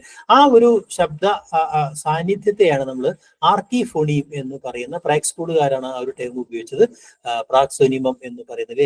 അതിന്റെ ഒരു ആദ്യ രൂപം എന്നുള്ള അർത്ഥത്തിൽ ഇപ്പോ നമുക്ക് ഈ പറയുന്ന ഇംഗ്ലീഷിലോ അല്ലെങ്കിൽ പൊതുവെ ജർമാനിക്കിലോ ഒക്കെ പലപ്പോഴും വരുന്ന ടായും ഡായും തമ്മിലുള്ള, അല്ലെ, ചില പ്രത്യേക സ്ഥലത്ത് നമുക്ക് ടാ ഡ എന്നുള്ള വ്യത്യാസം, വെഡിങ് എന്നൊക്കെ പറയുന്നിടത്ത് ഈ രണ്ട് ശബ്ദങ്ങളും ഒരേ ശബ്ദമായി ഉച്ചരിക്കപ്പെടുന്നു. അവിടെ അത് ടായാണോ ടായാണോ എന്ന് നമുക്ക് കൃത്യമായി പറയാൻ പറ്റാത്ത ഒരു സാഹചര്യം ഉണ്ടാവുന്നു, അല്ലെ? അങ്ങനെയൊക്കെയുള്ള ചില കാര്യങ്ങൾ. ടായ്ക്ക് നമ്മുടെ മലയാളത്തിൽ വരുന്ന ടായ്ക്കും ചില സന്ദർഭങ്ങളിൽ അങ്ങനെ ഒരു രായും റായും തമ്മിൽ അങ്ങനെയുണ്ട് എന്ന് പറഞ്ഞു കഴിഞ്ഞാൽ നമ്മുടെ ടാ എന്ന് പറയുന്ന ഒരു വർണ്ണം ചില സന്ദർഭങ്ങളിൽ ടായായിട്ട് മാറുമ്പോൾ രായും റായും തമ്മിലുള്ള ഒരു വ്യത്യാസം ഇല്ലാതെ അത് അവിടെ ഒരു ഉച്ചാരണ പ്രത്യക്ഷമായി മാറുന്നു എന്നുള്ള അവസ്ഥയൊക്കെ അവിടെ ഉണ്ടാവും. അപ്പൊ അതിനെ നമ്മൾ ആർട്ടിഫോണിയം എന്ന് പറയാം. രായും റായും വേറെ ആയിരിക്കും തന്നെ. സ്വതന്ത്ര പരിവർത്തനം എന്ന് പറഞ്ഞു കഴിഞ്ഞിട്ടുണ്ടെങ്കിൽ ഈ പറഞ്ഞ പോലെ ഒരേ സ്ഥലത്ത് പ്രത്യക്ഷപ്പെട്ടാലും അർത്ഥവ്യത്യാസം ഉണ്ടാക്കാത്ത ഉച്ചാരണത്തെയാണ് സ്വനിമങ്ങളെയാണ് നമ്മൾ എന്താ പറയുക ഫ്രീ വേരിയേഷൻ എന്ന് പറയുന്നത്. ഞാൻ നേരത്തെ ഉദാഹരണം പറഞ്ഞല്ലോ, ചുമപ്പ് ചുവപ്പ് തുടങ്ങിയ ഉദാഹരണങ്ങൾ, പകുതി പകുതി എന്നൊക്കെ പറയുന്നത് പോലെ ഉച്ചാരണങ്ങൾ ഉണ്ടാവും അല്ലെ. ഓക്കെ, അതിന്റെ ഒരു ഉദാഹരണം ഇവിടെ നമ്മൾ അല്ലെ അമ്മാവൻ അമ്മാവൻ എന്നിടത്ത് സംഭവിക്കുന്നത് അതാണ് എന്ന് നമുക്കറിയാം. അമ്മമാവനാണോ അമ്മാവൻ എന്നോട് അല്ല, അങ്ങനെ വിഭജിക്കുന്നവരുണ്ട്, അങ്ങനെ പിരിച്ചെഴുതുന്നവരുണ്ട് അല്ലെ. അപ്പൊ അവിടെ സംഭവിച്ചത് എന്താണ് എന്ന് ചോദിച്ചാൽ എന്താണ്, അർത്ഥഭേദം വരാതെ ഒരേ പദത്തിൽ ഏതെങ്കിലും ഒരു സ്ഥാനത്ത് രണ്ട് സ്വനിമങ്ങൾ വ്യത്യയമില്ലാതെ പ്രത്യക്ഷപ്പെടുന്നുവെങ്കിൽ ആ സ്വനിമങ്ങൾക്കിടയിൽ എന്തുണ്ട്, സ്വതന്ത്ര പരിവർത്തനമുണ്ട് എന്നാണ് അതിന്റെ നിർവചനം അല്ലെ. അപ്പൊ സ്വതന്ത്ര പരിവർത്തനം എന്താന്ന് പറയുന്നത് എന്താണ് അല്ലെ, മായും വായും മറ്റെല്ലായിടത്തും ഈ പറയുന്നത് പോലെ മായും വായും തമ്മിൽ അർത്ഥവ്യത്യാസം ഉണ്ടാക്കുന്നുണ്ടെങ്കിലും ഇവിടെ എന്താ പറയാ ഇത്തരം ഒരു ഇപ്പോ സന്ദർഭത്തിനകത്ത് അമ്മാവൻ അമ്മാവൻ എന്നിടത്ത് അർത്ഥവ്യത്യാസം ഉണ്ടാവുന്നില്ല എന്ന് സാധിക്കും. സിനിമാവഗ്രഥനത്തിന്റെ നടപടിക്രമങ്ങൾ അല്ലെ, പ്രധാനമായിട്ടും ഈ പറയുന്ന 7 ഘട്ടങ്ങളായിട്ടാണ് കെനത്ത് പൈക്ക് അത് പറയുന്നതല്ലേ. ആദ്യം നമ്മൾ കുറെ ഡാറ്റകൾ കളക്ട് ചെയ്യുന്നു, ഭാഷണഖണ്ഡങ്ങൾ കളക്ട് ചെയ്തത് മുഴുവൻ റെക്കോർഡ് ചെയ്യുന്നു അല്ലെ. ആ റെക്കോർഡ് ചെയ്തതിനു ശേഷമുള്ള ഒരു ഭാഷയിൽ ഒരുപാട് ഭാഷകന്മാരെ കൊണ്ട് സംസാരിപ്പിച്ചപ്പോൾ ആ ഭാഷയിൽ സംഭവിക്കാൻ സാധ്യതയുള്ള ശബ്ദങ്ങളെയൊക്കെ അടയാളപ്പെടുത്താൻ വേണ്ടിയാണ്. അതിനാണ് ഒരു സ്വരപ്പട്ടിക തയ്യാറാക്കുന്നു അല്ലെ, ഒരു IPA ഇന്റർനാഷണൽ ഫോണറ്റിക് ആൽഫബറ്റ് വെച്ചുകൊണ്ട് അത് രേഖപ്പെടുത്തുന്നു അല്ലെ. എന്നിട്ട് അതിനകത്ത് ഈ പറഞ്ഞ ചെറിയ വ്യത്യാസമുണ്ടോ ഇല്ലയോ എന്നൊക്കെ പറയുന്ന തരത്തിലുള്ള ഒരേ ശബ്ദ രൂപമുള്ള പദങ്ങളെ അർത്ഥവ്യത്യാസമുണ്ടോ ഇല്ലയോ എന്ന് നോക്കാൻ വേണ്ടി നമ്മൾ അതിനെ പെയറുകളാക്കി എടുക്കുന്നു അല്ലെ. അതാണ് സന്ദിഗ്ധ ദോടികൾ എന്ന് പറയുന്നത്. അതിൽ സംശയമുള്ള ഈ ഖണ്ഡങ്ങളുടെ വിതരണക്രമം നമ്മൾ പരിശോധിക്കുന്നു അല്ലെ. എന്നിട്ട് അത് ഒരേ സ്ഥലത്ത് സംഭവിക്കുന്നുണ്ടെങ്കിൽ അത് അർത്ഥവ്യത്യാസം ഉണ്ടാക്കുന്നുണ്ട്, അത് ഈ പറഞ്ഞ വേറെ പണിയുമാണ്. ഉണ്ടാക്കുന്നില്ല എങ്കിൽ അത് ഉണ്ടാക്കുന്നുണ്ടെങ്കിൽ വേറെ പണിയുമാണ്. ഉണ്ടാക്കുന്നില്ലെങ്കിൽ അതിന്റെ കാരണം എന്താ, കോംപ്ലിമെന്റേഷനിലാണോ മറ്റു കാര്യങ്ങളൊക്കെ നോക്കി നിഗമനപ്പെടുത്തി സ്വനിമ പട്ടിക തയ്യാറാക്കുകയും ആ സ്വനിമ പട്ടിക മലയാളത്തിൽ അല്ലെങ്കിൽ ഏത് ഭാഷയിലും സ്വനിമങ്ങൾ ഏതാണെന്ന് നിർണ്ണയിക്കുകയും പിന്നീട് അതിനുള്ള ലിപികൾ കൊടുക്കുകയും ചെയ്യുന്ന ഘട്ടത്തെയാണ് അദ്ദേഹം ഈ സ്വനിമാപഗ്രഥന നടപടിക്രമങ്ങൾ എന്ന് പറയുന്നത് അല്ലെ. ഇതിന്റെ ഭാഗമായിട്ടാണ് സ്വനിമങ്ങൾക്ക് ഉണ്ടാവുന്ന ഒരു അടുത്ത ഘട്ടത്തിനകത്തുള്ള ഒരു പ്രധാനപ്പെട്ട ഭാഷാശാസ്ത്ര സങ്കല്പമാണ് അക്ഷരം അല്ലെങ്കിൽ പദാംഗം എന്ന് പറയുന്നത്. നമ്മൾ പറയുന്ന അക്ഷരം എന്ന് പറയുന്ന വ്യാകരണത്തിൽ പറയുന്ന അക്ഷരത്തിൽ നിന്ന് ചെറിയൊരു വ്യത്യാസം അതുണ്ട്. നമ്മളിവിടെ അക്ഷരങ്ങൾ പറയുന്നത് സ്വരങ്ങൾ ചേർന്ന വ്യഞ്ജനങ്ങളെയാണ് നമ്മൾ അക്ഷരങ്ങൾ എന്ന് പറയുന്നത് അല്ലെ. എന്നാൽ ഭാഷാശാസ്ത്രത്തിനകത്ത് അക്ഷരം കുറച്ചുകൂടെ സങ്കീർണമായ ഒരു യൂണിറ്റ് ആണ്. അത് മെഷറബിൾ ആയ ഒരു സംഗതി ആയതുകൊണ്ട് തന്നെ പ്രക്രിയാപരമായിട്ട് അക്ഷരത്തെ വിശദീകരിക്കാൻ വേണ്ടിയാണ് അവര് അതിന് ശ്രമിച്ചത്. അതുമായി ബന്ധപ്പെട്ട് പല സിദ്ധാന്തങ്ങളുണ്ട്, അക്ഷര സിദ്ധാന്തങ്ങളും ഉണ്ടാവുന്നുണ്ട്. വിശദാംശങ്ങളൊക്കെ നോട്ടിൽ നൽകുന്നുണ്ട്, ഞാൻ അതിന്റെ ഡീറ്റെയിലേക്ക് പോകുന്നില്ല അല്ലെ. സമൃദ്ധി വിവൃതി സിദ്ധാന്തം എന്ന് പറയുന്നത് മുഖരതയുടെ അടിസ്ഥാനത്തിലുള്ള സിദ്ധാന്തമുണ്ട്, ഫങ്ഷണൽ യൂണിറ്റിന്റെ അടിസ്ഥാനത്തിലുണ്ട്. അവിടെ ഓരോ ഉരസ്പന്ദത്തിന്റെയും ഈ ശ്വാസകോശത്തിന്റെ ചുരുങ്ങലും വികസിക്കലിന്റെ അടിസ്ഥാനത്തിൽ നമുക്ക് സ്വരങ്ങളെ കാണാൻ കഴിയും. ഓരോ സ്വരങ്ങൾക്ക് സംഭവിക്കാവുന്ന അതിന്റെ അതിർത്തികളും അതിന്റെ തുടക്കവും അടയാളപ്പെടുത്തി അതിന്റെ ഇടയിലുള്ള ആ ഒരു അളവിനെ കണക്കാക്കി നമുക്ക് അക്ഷരങ്ങളെ നമുക്ക് നിർണ്ണയിക്കാൻ കഴിയും. അങ്ങനെയുള്ള പലതരം സിദ്ധാന്തങ്ങൾ അവിടെ ഉണ്ട്. അതിനകത്ത് ഉള്ള ഒരു ചോദ്യമാണ് സ്റ്റെറ്റ്സൺ ആവിഷ്കരിച്ച അക്ഷര സിദ്ധാന്തം ഏതാണ് എന്നുള്ളതാണ് അല്ലെ. ഏതാണ് അറിയാവർക്കെങ്കിലും? ഉരസ്പന്ദ സിദ്ധാന്തം എന്ന് പറയുന്ന ഒരു സിദ്ധാന്തമാണ്. ഞാൻ നേരത്തെ പറഞ്ഞ ശ്വാസകോശത്തിന്റെ ഈ സങ്കോച വികാസങ്ങളുടെ ഒരു സങ്കോചവും വികാസവും ചേർത്ത് കഴിഞ്ഞാൽ വായു ഒന്ന് പുറത്തേക്ക് എടുത്ത്, കാരണം സ്വരങ്ങളാവുമ്പോഴുള്ള വായുവിനെ നമ്മൾ പുറത്ത് കളയുന്നത്. അപ്പൊ അതിന്റെ അളവുകൾ നോക്കി അതിന് അക്ഷരപദവി ഉണ്ടോ ഇല്ലയോ, ഭാഷയിൽ എത്ര അക്ഷരങ്ങൾ ഉണ്ടെന്നൊക്കെ നിർണ്ണയിക്കാൻ പറ്റും എന്ന് പറയുന്ന ഒരു സിദ്ധാന്തമാണ്. അത്ര കൃത്യമായ സിദ്ധാന്തമല്ല ഈ ഉരസ്പന്ദ സിദ്ധാന്തം എന്ന് പറയുന്നത്. മലയാളം പോലെയൊക്കെയുള്ള സ്വരങ്ങൾക്ക് അത്രയേറെ പ്രാമാണ്യമുള്ള ഭാഷകളെ സംബന്ധിച്ചിടത്തോളം അക്ഷരങ്ങളുടെ നിർണ്ണയനം എന്ന് പറഞ്ഞ് കുറെ കൂടെ ഈസിയാണ് ഇംഗ്ലീഷ് അടക്കമുള്ള ഭാഷകൾക്ക്. അതായത് വ്യഞ്ജനങ്ങൾ അക്ഷരങ്ങളാകുന്ന ഭാഷകൾ ഉണ്ട് എന്നുള്ളതാണ്. വ്യഞ്ജനങ്ങൾ അക്ഷരങ്ങളാകുന്ന ഭാഷകൾ ഉള്ളിടത്തോളം നമുക്ക് ഈ പറയുന്ന കൺഫ്യൂഷനുകളൊക്കെ ഉണ്ടാവുകയും ചെയ്യും. ഓക്കെ, ഉരസ്പന്ദ സിദ്ധാന്തമാണ് എന്താ പറയാ ഉദാഹരണം എന്ന് പറയുന്നത് അല്ലെ. സിലബിക് കോണ്ടോയിൻ എന്നാൽ എന്ത് എന്നാണ് ചോദ്യം അല്ലെ. ഞാൻ നേരത്തെ പറഞ്ഞൊരു ആശയവുമായിട്ട് ബന്ധപ്പെടുത്തിയിട്ടുള്ള ഒരു മോചകരോധക ബന്ധമൊക്കെ ഞാൻ നേരത്തെ പറഞ്ഞ സിദ്ധാന്തവുമായി ബന്ധപ്പെട്ട ഒരു ഒരു കാര്യമാണ്. അതിർത്തി നിർണ്ണയിക്കുന്നതുമായി ബന്ധപ്പെട്ട് അല്ലെ. അതുപോലെ സ്വരനാളത്തിൽ വരുന്ന ഈ പറഞ്ഞ ചുരുങ്ങലും വിരിയലും സമൃദ്ധി വികൃതിയുടെ അടിസ്ഥാനത്തിൽ അല്ലെ. എന്താണ് സിലബിക് കോണ്ടോയിഡ് എന്ന് പറയുന്ന ആ ഒരു ആശയം എന്താണ് എന്നുള്ളതാണ് ചോദ്യം അല്ലെ. ഉത്തരം സിലബിക് എന്ന് പറഞ്ഞാൽ അറിയാം അക്ഷരമാണ് അല്ലെ. കോണ്ടോയിഡ് എന്ന് പറഞ്ഞാൽ കൺസണന്റിന് പറയുന്ന വേറൊരു പേരാണ് കോണ്ടോയിഡ് എന്ന് പറയുന്നത്. ഇതൊരു ഒരു സ്വന വിജ്ഞാന പ്രകാരം ഈ പറയുന്ന എന്താ പറയാ വ്യഞ്ജനങ്ങൾക്ക് പറയുന്ന ഒരു ഒരു അതായത് നമ്മുടെ വോക്കൽ ട്രാക്കിനകത്ത് നമുക്ക് ഈ പറയുന്ന നമ്മുടെ വായുവിന് തടസ്സമുണ്ടാകുന്ന തരം ശബ്ദങ്ങളെയാണ് ഈ കോണ്ടോയിഡ്സ് എന്ന് പറയുന്നത് അല്ലെ. അതായത് അവിടെ വ്യഞ്ജനം അപ്പൊ സിലബിൾ എന്ന് പറഞ്ഞാൽ അക്ഷരം. അപ്പൊ അക്ഷര പദവിയുള്ള വ്യഞ്ജനങ്ങൾ എന്നാണ് ആ വാക്കിനർത്ഥം. അക്ഷര പദവിയുള്ള വ്യഞ്ജനങ്ങൾ എന്നാണ് അതിന്റെ അക്ഷര പദവി ലഭിക്കുന്ന വ്യഞ്ജനങ്ങൾ എന്നാണ് അതിന്റെ കറക്റ്റ് ആൻസർ അല്ലെ. അത് നമുക്ക് മനസ്സിലാക്കിയെടുക്കേണ്ട കാര്യം ഇതാണ്. വ്യഞ്ജനങ്ങൾക്കും ഈ പറയുന്ന പോലെ സ്വരങ്ങളില്ലാതെയും നമുക്ക് ഈ പറയുന്നത് പോലെ എന്താ പറയാ വോക്കോയിഡ് എന്നും കോണ്ടോയിഡ് എന്നും പറയും. ഈ ചിലപ്പോൾ വോവൽസിനെയാണ് തടസ്സമില്ലാതെ ഉച്ചരിക്കുന്നതിനെയാണ് വോക്കോയിഡ് എന്ന് പറയുന്നത്. കോണ്ടോയിഡ് എന്ന് പറഞ്ഞു കഴിഞ്ഞിട്ടുണ്ടെങ്കിൽ തടസ്സം ഉണ്ടാക്കി ഉച്ചരിക്കുന്നത്. അത്രയും വ്യത്യാസമുള്ളൂ അല്ലെ. ഓക്കെ, അപ്പൊ അക്ഷര പദവി ലഭിക്കുന്ന വ്യഞ്ജനങ്ങളാണ്. ഓക്കെ, അന്താരാഷ്ട്ര സ്വനലിപി നമ്മളിപ്പോ പറഞ്ഞു. ഇന്റർനാഷണൽ ഫോണിറ്റിക് ആൽഫബറ്റ് എന്ന് പറയുന്ന സാധനം, അതിന്റെ ഉച്ചാരണ ലിപി ആരാണ് തയ്യാറാക്കിയത് എന്നാണ് അല്ലെ. ഇവരൊക്കെയും പലതരത്തിൽ ഈ പറഞ്ഞ ഭാഷാശാസ്ത്രകാരന്മാരാണ് അല്ലെ. ആർക്കെങ്കിലും അറിയാവോ? ഹോക്കറ്റ് ആണോ മാഷെ? അല്ല, ഹോക്കറ്റ് അല്ല. ഐസക് പിറ്റ്മാൻ എന്ന് പറയുന്ന ആളാണ് ഈ ഇന്റർനാഷണൽ ഫോണിറ്റിക് ആൽഫബറ്റ് ചെയ്തത്. മറ്റേ കാർഡിനൽ വോവൽസ് ആണ് ഈ പറയുന്ന ഡാനിയൽ ജോൺസ് ചെയ്തത് അല്ലെ. അതായത് ഈ പറയുന്ന ഹെൻറി എല്ലിസും അതുപോലെ തന്നെ ഐസക് പിറ്റ്മാൻ, ഈ രണ്ടുപേരും ചേർന്നാണ് വളരെ പണ്ട് തന്നെ 1847 ഇംഗ്ലീഷ് ഭാഷയ്ക്ക് ഒരു ഒരു ഒരു പ്രത്യേക ഉച്ചാരണ ലിപിമാല ഉണ്ടാക്കേണ്ടത്. ഒരു പരീക്ഷണം എന്നുള്ള രീതിയിൽ ഇംഗ്ലീഷ് ഭാഷയുടെ ഉച്ചാരണം, നമ്മളിപ്പോ ഇംഗ്ലീഷ് ഡിക്ഷണറി നോക്കി കഴിഞ്ഞാൽ ഇൻ ബ്രാക്കറ്റ് അതിന്റെ ഉച്ചാരണം കൊടുക്കുന്നതാണല്ലോ. അങ്ങനെ ഒരു ഉച്ചാരണ ലിപിമാല ആണ് ഈ പറയുന്ന ഐസക് പിറ്റ്മാൻ ഇതാക്കിയത്.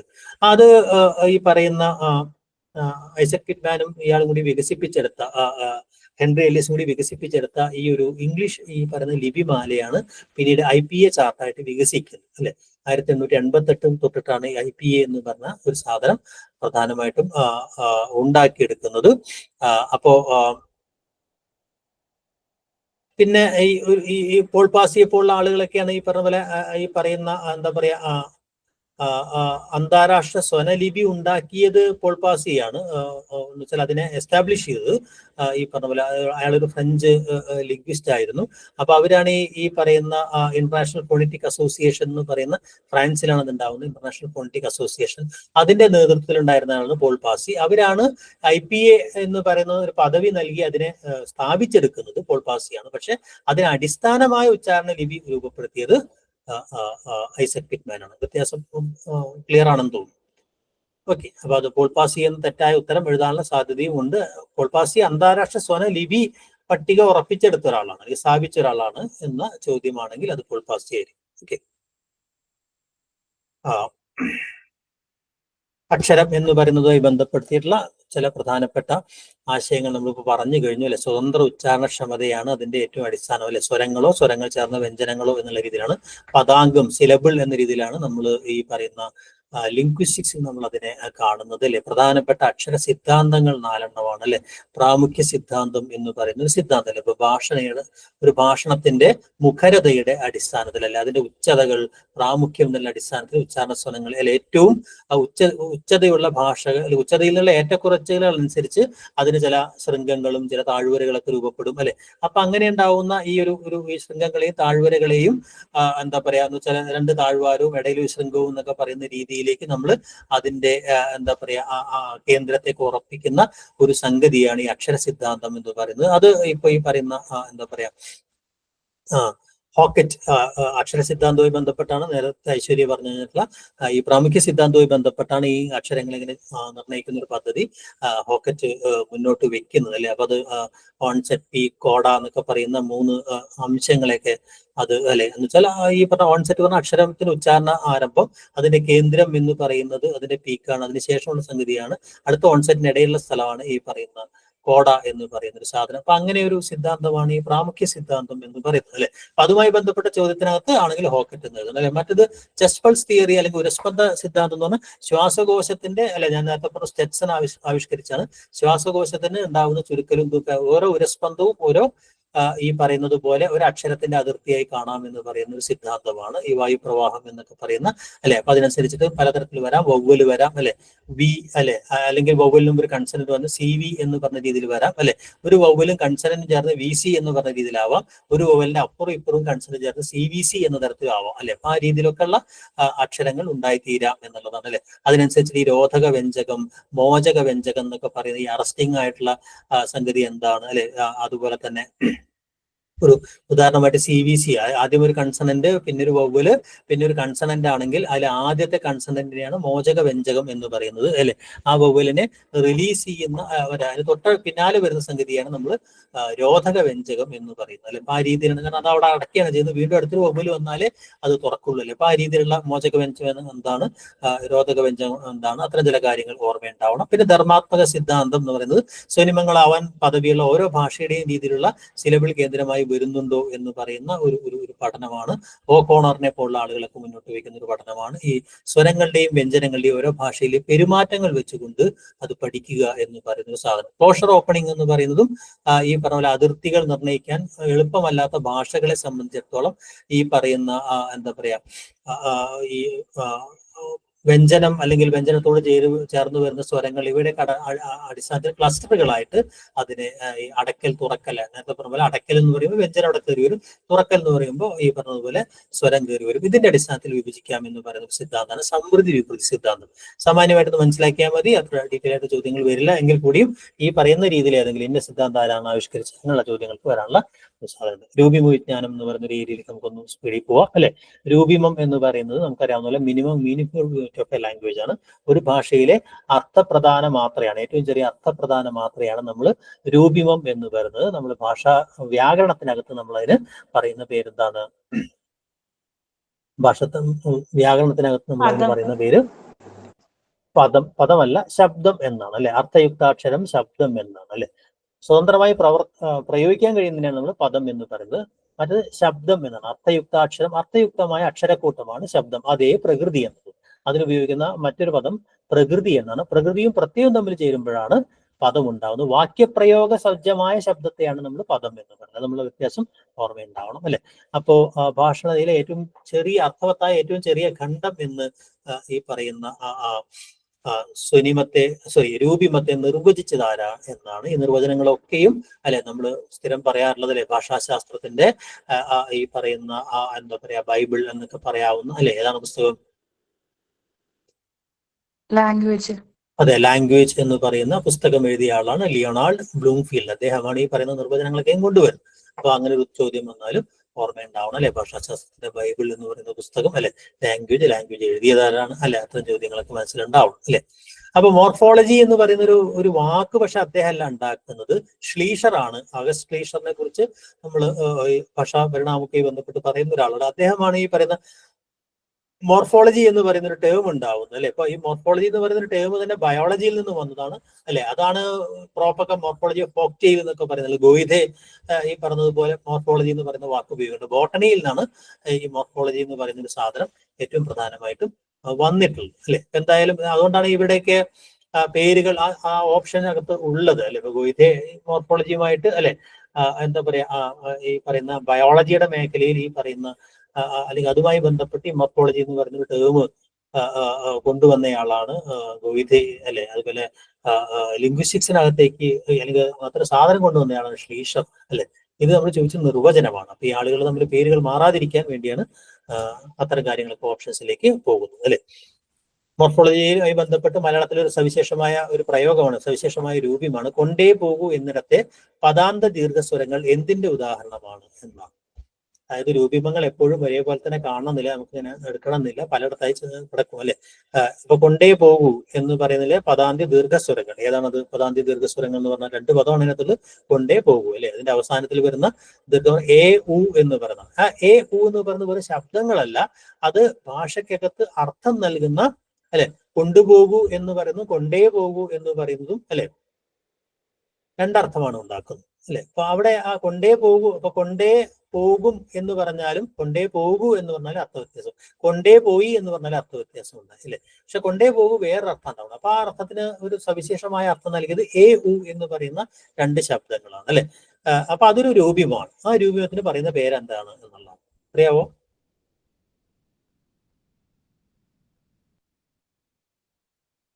അത് രൂപിമത്തിനകത്ത് സവിശേഷമായ ഒരു പദവിയുള്ള രൂപിമമാണ് അല്ലെ. അതിന്റെ പേരാണ് വിബന്ധ രൂപിമം. വിബന്ധ രൂപിമം അല്ലെ. സാധാരണ ഒരു രൂപിമത്തിന്റെ ശബ്ദഘടകങ്ങളെ രാമൻ കാട്ടിലേക്ക് അല്ലെ, അല്ലെങ്കിൽ ഞാൻ ആം എന്നൊക്കെ പറഞ്ഞ ഓരോ സംഗതികളും അതിന്റെ എല്ലാ ശബ്ദങ്ങളും ചേർന്ന് അടുത്തടുത്തായിട്ടാണ് വരിക. അങ്ങനെ അതിന്റെ രൂപിമത്തിന് ഐഡന്റിറ്റി. പക്ഷെ അപൂർവമായ ചില രൂപിമങ്ങളുടെ ഘടകങ്ങൾ അല്ലെങ്കിൽ അതിന്റെ അംശങ്ങൾ, സ്വനികാംശങ്ങൾ പല ഭാഗത്തായിട്ട് കിടക്കുന്നുണ്ടായിരിക്കും അല്ലെ. കൊണ്ടേ പോകൂ എന്നുള്ളത് അതിന്റെ ഒരു ഉദാഹരണം. അത്തരം രൂപിമങ്ങൾക്ക് നമ്മൾ പറയുന്ന പേരാണ് സ്പ്ലിറ്റ് മോർഫീം അല്ലെങ്കിൽ വിബന്ധ രൂപിമം എന്ന് പറഞ്ഞാൽ അല്ലെ. സീറോ അലമോഫ് എന്ന് പറയുന്ന സാധനം വേറെയാണ് അല്ലെ. അതുപോലെ സ്വനിമാധിഷ്ഠിത ഉപരൂപം, രൂപാധിഷ്ഠിത ഉപരൂപം, ഇതൊക്കെ രൂപയുമായി ബന്ധപ്പെട്ട വേറെ ടേമുകളാണ്. അതൊക്കെ എന്താണെന്ന് വഴിയെ പരിചയപ്പെടാം. സംഖ്യാവിശേഷണം ചേർന്നാൽ ക്ലീബേ വേണ്ട ബഹുക്കുറി എന്നത് എന്തിന്റെ ഉദാഹരണമായി പറയാം അല്ലെ. അത് നമുക്കറിയാം. ഈ പറഞ്ഞ പോലെ ബഹുവചന പ്രത്യയമായിട്ട് ഈ പറയുന്ന എന്താ പറയാ ബഹുവചന പ്രത്യയവുമായി ബന്ധപ്പെട്ടുള്ള കേരളവാണ്യത്തിലെ ഒരു കാരികയാണ് സംഖ്യാവിശേഷണം ചേർന്നാൽ ക്ലീബേ വേണ്ട ബഹുക്കുറി എന്നത് അല്ലെ.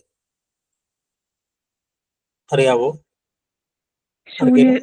ശൂന്യ അല്ല, സീറോ അലമോർഫ് എന്ന് പറയുന്നത്. അതായത് അവിടെ ബഹുവചനത്തിന്റെ അർത്ഥം അവിടെ 10 രൂപ എന്ന് പറയുമ്പോൾ അത് 1 രൂപയല്ല 10 രൂപകൾ ആണ് എന്നറിയാം. പക്ഷെ ആ കൾ എന്ന് പറയുന്ന ബഹുവചന പ്രത്യയമുണ്ട്. ആ ബഹുവചന പ്രത്യയം ങ്ങൾ എന്നുള്ള രൂപമുണ്ട്. പല രൂപ വ്യത്യാസങ്ങളുണ്ട്. ഇവിടെ കൾ എന്ന് പറയുന്ന അർത്ഥം അവിടെ ഉണ്ടാവുന്നുണ്ട്, പക്ഷെ അവിടെ രൂപം ഉണ്ടാവുന്നില്ല. അപ്പൊ നമ്മൾ അതിനെ മനസ്സിലാക്കിയെടുക്കാൻ വേണ്ടി അവിടെ ഇല്ലാത്ത രൂപം അവിടെ ഉണ്ട് എന്ന് പറയും. അങ്ങനെയാണ് സീറോ അലമോർഫ് എന്ന് പറഞ്ഞാൽ. സഹരൂപിമം എന്ന് പറഞ്ഞാൽ എന്താണ് നമ്മൾ നേരത്തെ ഉപസ്വനത്തെ കുറിച്ച് പറഞ്ഞതുപോലെ, അല്ലെങ്കിൽ ഉപരൂപിമം എന്ന് പറയുന്നത് ഉപസ്വനത്തെ കുറിച്ച് പറഞ്ഞതുപോലെ സ്ഥാന വ്യത്യാസം അനുസരിച്ച് ഒരു രൂപിമത്തിനുണ്ടാകുന്ന രൂപവ്യത്യാസത്തെയാണ് ഉപരൂപിമം എന്ന് പറയുന്നത്. അവിടെ അർത്ഥവ്യത്യാസം ഉണ്ടാവുന്നില്ല അല്ലെ.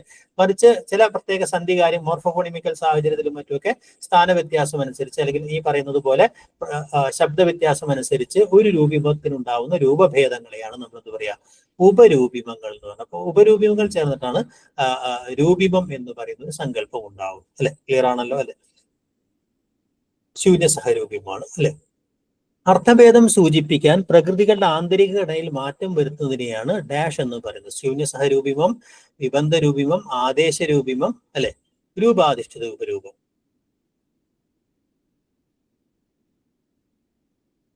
അറിയാവോ? സാധാരണഗതിയിൽ നമ്മൾ സന്ധിയൊക്കെ പറയുന്ന രീതിയിൽ നമുക്ക് കൃത്യമായി പ്രവചനീയ സാഹചര്യത്തിൽ ഒരു രൂപിമത്തിന് സ്വനികമായ വ്യത്യാസം ഉണ്ടെങ്കിൽ നമ്മളതിനെ സ്വനിമാധിഷ്ഠിത ഉപരൂപം എന്ന് പറയും അല്ലെ. അങ്ങനെ നമുക്ക് സ്വനിക സാഹചര്യം ഇല്ലാതെ തന്നെ ഇപ്പോ ചില രൂപങ്ങൾ ഇപ്പോ ചിൽഡ്രൻ ഒക്കെ ആവുന്നത് പോലെ എന്താണ് അതിന്റെ കാരണം നമുക്ക് വിശദീകരിക്കാൻ കഴിയാത്ത ചില സാഹചര്യത്തിൽ അതിനെ നമ്മൾ രൂപാധിഷ്ഠിത ഉപരൂപം എന്നും പറയും അല്ലെ. ഇവിടെ ചോദ്യം അതല്ല, അർത്ഥഭേദം സൂചിപ്പിക്കാൻ പ്രകൃതികളുടെ ആന്തരഘടനയിൽ അപ്പൊ അവിടെ പ്രത്യയമേ ഇല്ല അല്ലെ. അതിനെയാണ് നമ്മൾ എന്ത് പറയാ സബ്സ്റ്റിറ്റ്യൂട്ടീവ് മോർഫീം എന്ന് പറയും. അതായത് ആദേശ രൂപിമം എന്ന് പറയും. ആദേശ രൂപിമം എന്ന് പറയും അല്ലെ. സ്വനിമ ഘടനയ്ക്ക് ഒരു മാറ്റം വരുത്തിയാണ് ചെയ്തത് അല്ലെ. ഉദാഹരണമായിട്ട് ഫൈൻഡ് എന്ന് പറയുന്ന ഒരു വാക്കിന്റെ പാസ്റ്റ് ടെൻസ് എന്ന് പറഞ്ഞാൽ ഫൗണ്ട് എന്നാണ് അല്ലെ. ഫൈൻഡ് ഫൗണ്ട് ആണ്. നായകൻ നായിക എന്നാണ്. അപ്പൊ നായിക എന്നുള്ളത് നമ്മൾ അവസാനം ഒരിക്കലല്ല ചേർക്കുന്നത്, നായിക എന്നാണ് അല്ലെ. അപ്പൊ അവിടെ എന്താ വെച്ചാൽ ആ ഒരു പദത്തിന് തന്നെ രൂപവ്യത്യാസം ഉണ്ടാക്കിയിട്ടാണ് ഈ പറയുന്ന ലിംഗപ്രത്യയം എന്ന് പറയുന്ന ഒരു അർത്ഥം അവിടെ ഉണ്ടാവുന്നത്. വേറൊരു ലിംഗ രൂപം അവിടെ ചേർത്തിട്ടല്ല. അതിന് നമ്മൾ പറയുന്ന പേരാണ് സബ്സ്റ്റിറ്റ്യൂട്ട് ചെയ്യുക. ഒരു വർണ്ണത്തെ മാറ്റി വേറൊരു വർണ്ണം പകരം വെക്കുന്ന ഒരു തരം രൂപിമ വ്യവസ്ഥ എന്ന് പറയുന്നത്. അതൊക്കെ വളരെ വ്യത്യസ്തമായിട്ടുള്ള വിബന്ധ രൂപത്തെ കുറിച്ചൊക്കെ പറഞ്ഞ പോലെ വ്യത്യസ്തമായിട്ടുള്ള സാഹചര്യങ്ങളാണ്. ആദേശ രൂപിമം എന്നാണ് ഉത്തരം അല്ലെ.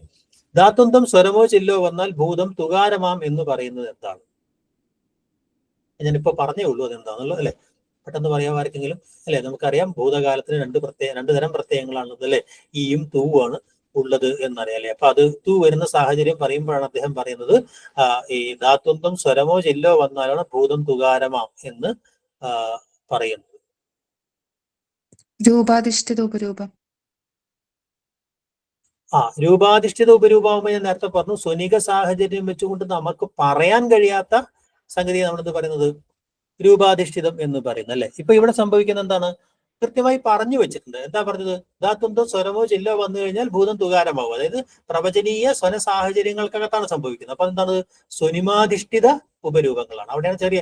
എന്നാൽ ആയി പോയി ചത്തു എന്നെല്ലാം ഭേദം പലതുണ്ടിഹാന്ന് തൊട്ടടുത്ത കാര്യം വന്നാലോ അല്ലെ? ആയി പോയി ചത്തു എന്നുള്ളത് ഈ പറഞ്ഞ പോലെ അവിടെ സ്വരമോ ചില്ലോ വന്നാൽ വരേണ്ടത് തുകാരമായിരുന്നു, അല്ലെങ്കിൽ ഈകാരമാണ്. പക്ഷെ അതങ്ങനെയല്ല വന്നിരിക്കുന്നത്. അത് പ്രവചനീയമല്ല.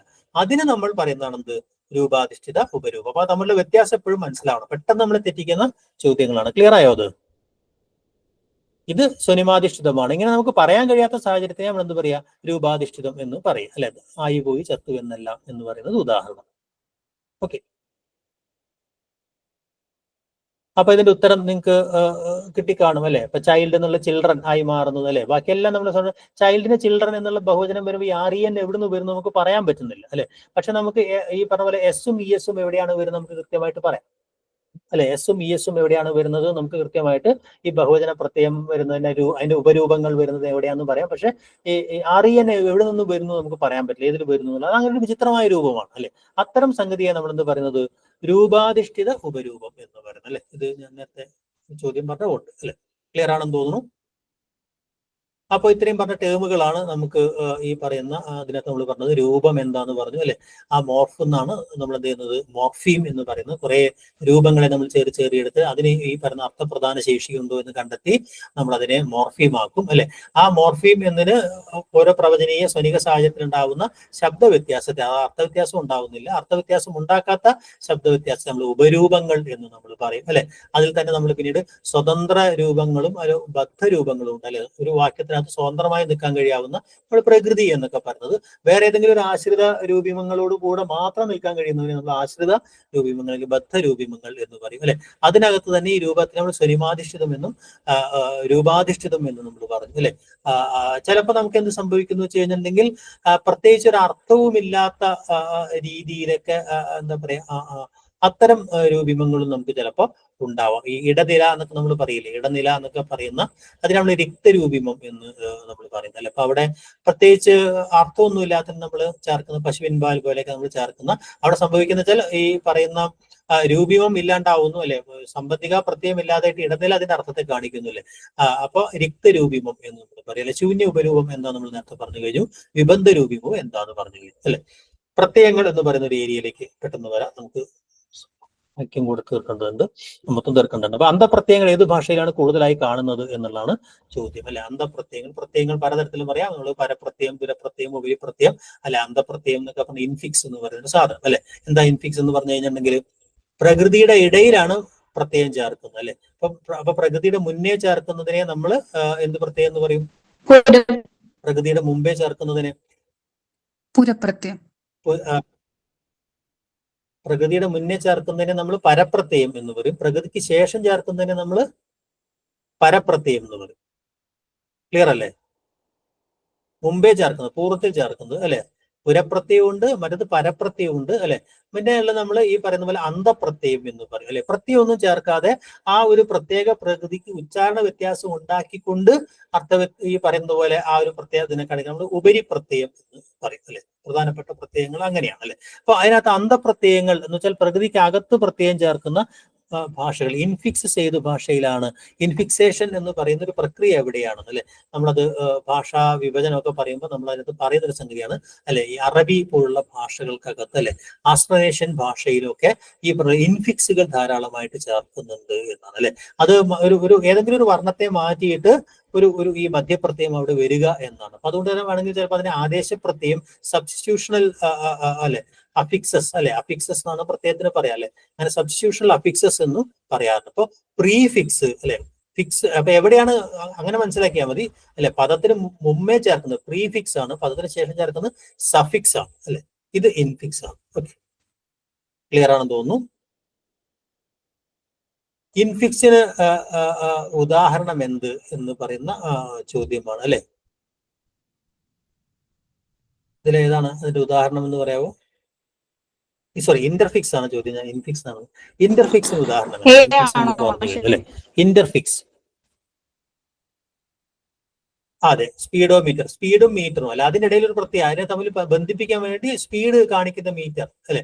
ഓ എന്ന് പറഞ്ഞ സാധനം ചേർത്ത് രണ്ട് പ്രകൃതികളെ ബന്ധിപ്പിക്കുന്നത്. രണ്ട് പ്രകൃതികളെ ബന്ധിപ്പിക്കുന്നത് നമ്മൾ ഇന്റർഫിക്സ് എന്ന് പറയും, ഇന്റർലോക്ക് എന്നൊക്കെ പറഞ്ഞ പോലെ. സ്പീഡോമീറ്റർ ആണ് അതിന് ഉദാഹരണം, അല്ലെ.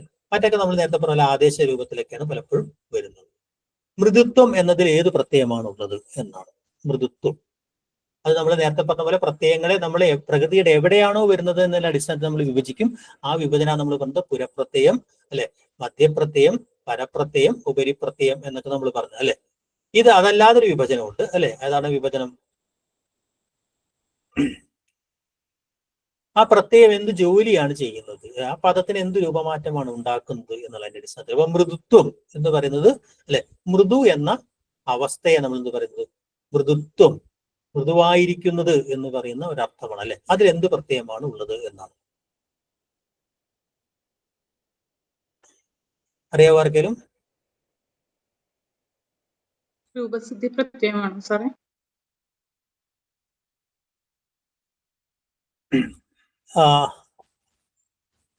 അതായത് രൂപസിദ്ധി നമ്മൾ എപ്പോഴും ശ്രദ്ധിക്കേണ്ട ഒരു സംഗതി എന്ന് പറയുന്നത്, ഇൻഫ്ലക്ഷണൽ ആയ അഫിക്സസ് എന്ന് പറയുന്നത്, രൂപസിദ്ധി പ്രത്യയങ്ങൾ എന്ന് പറയുന്നത് എപ്പോഴും രൂപനിഷ്പാദനത്തിന് വേണ്ടി ചേർക്കുന്ന പ്രത്യയങ്ങളായിരിക്കും.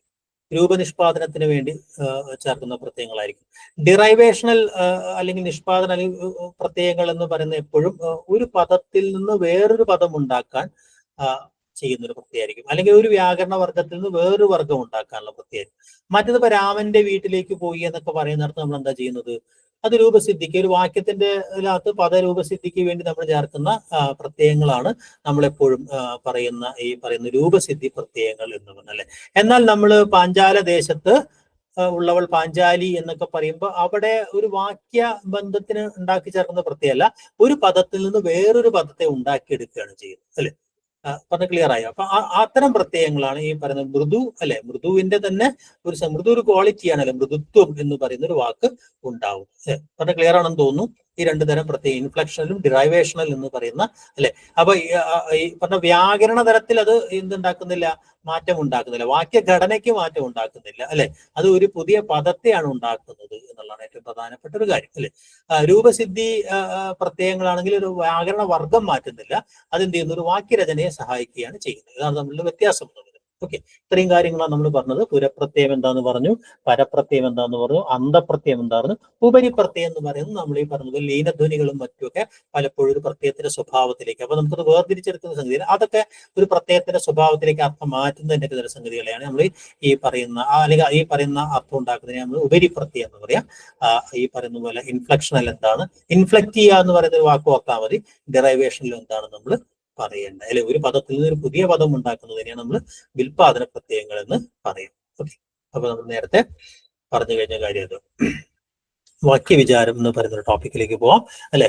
വാക്യത്തിൽ വൃക്ഷചിത്രം അവതരിപ്പിച്ചത് ഏത് വ്യാകരണ പദ്ധതിയാണ് എന്നാണ്, അല്ലെ.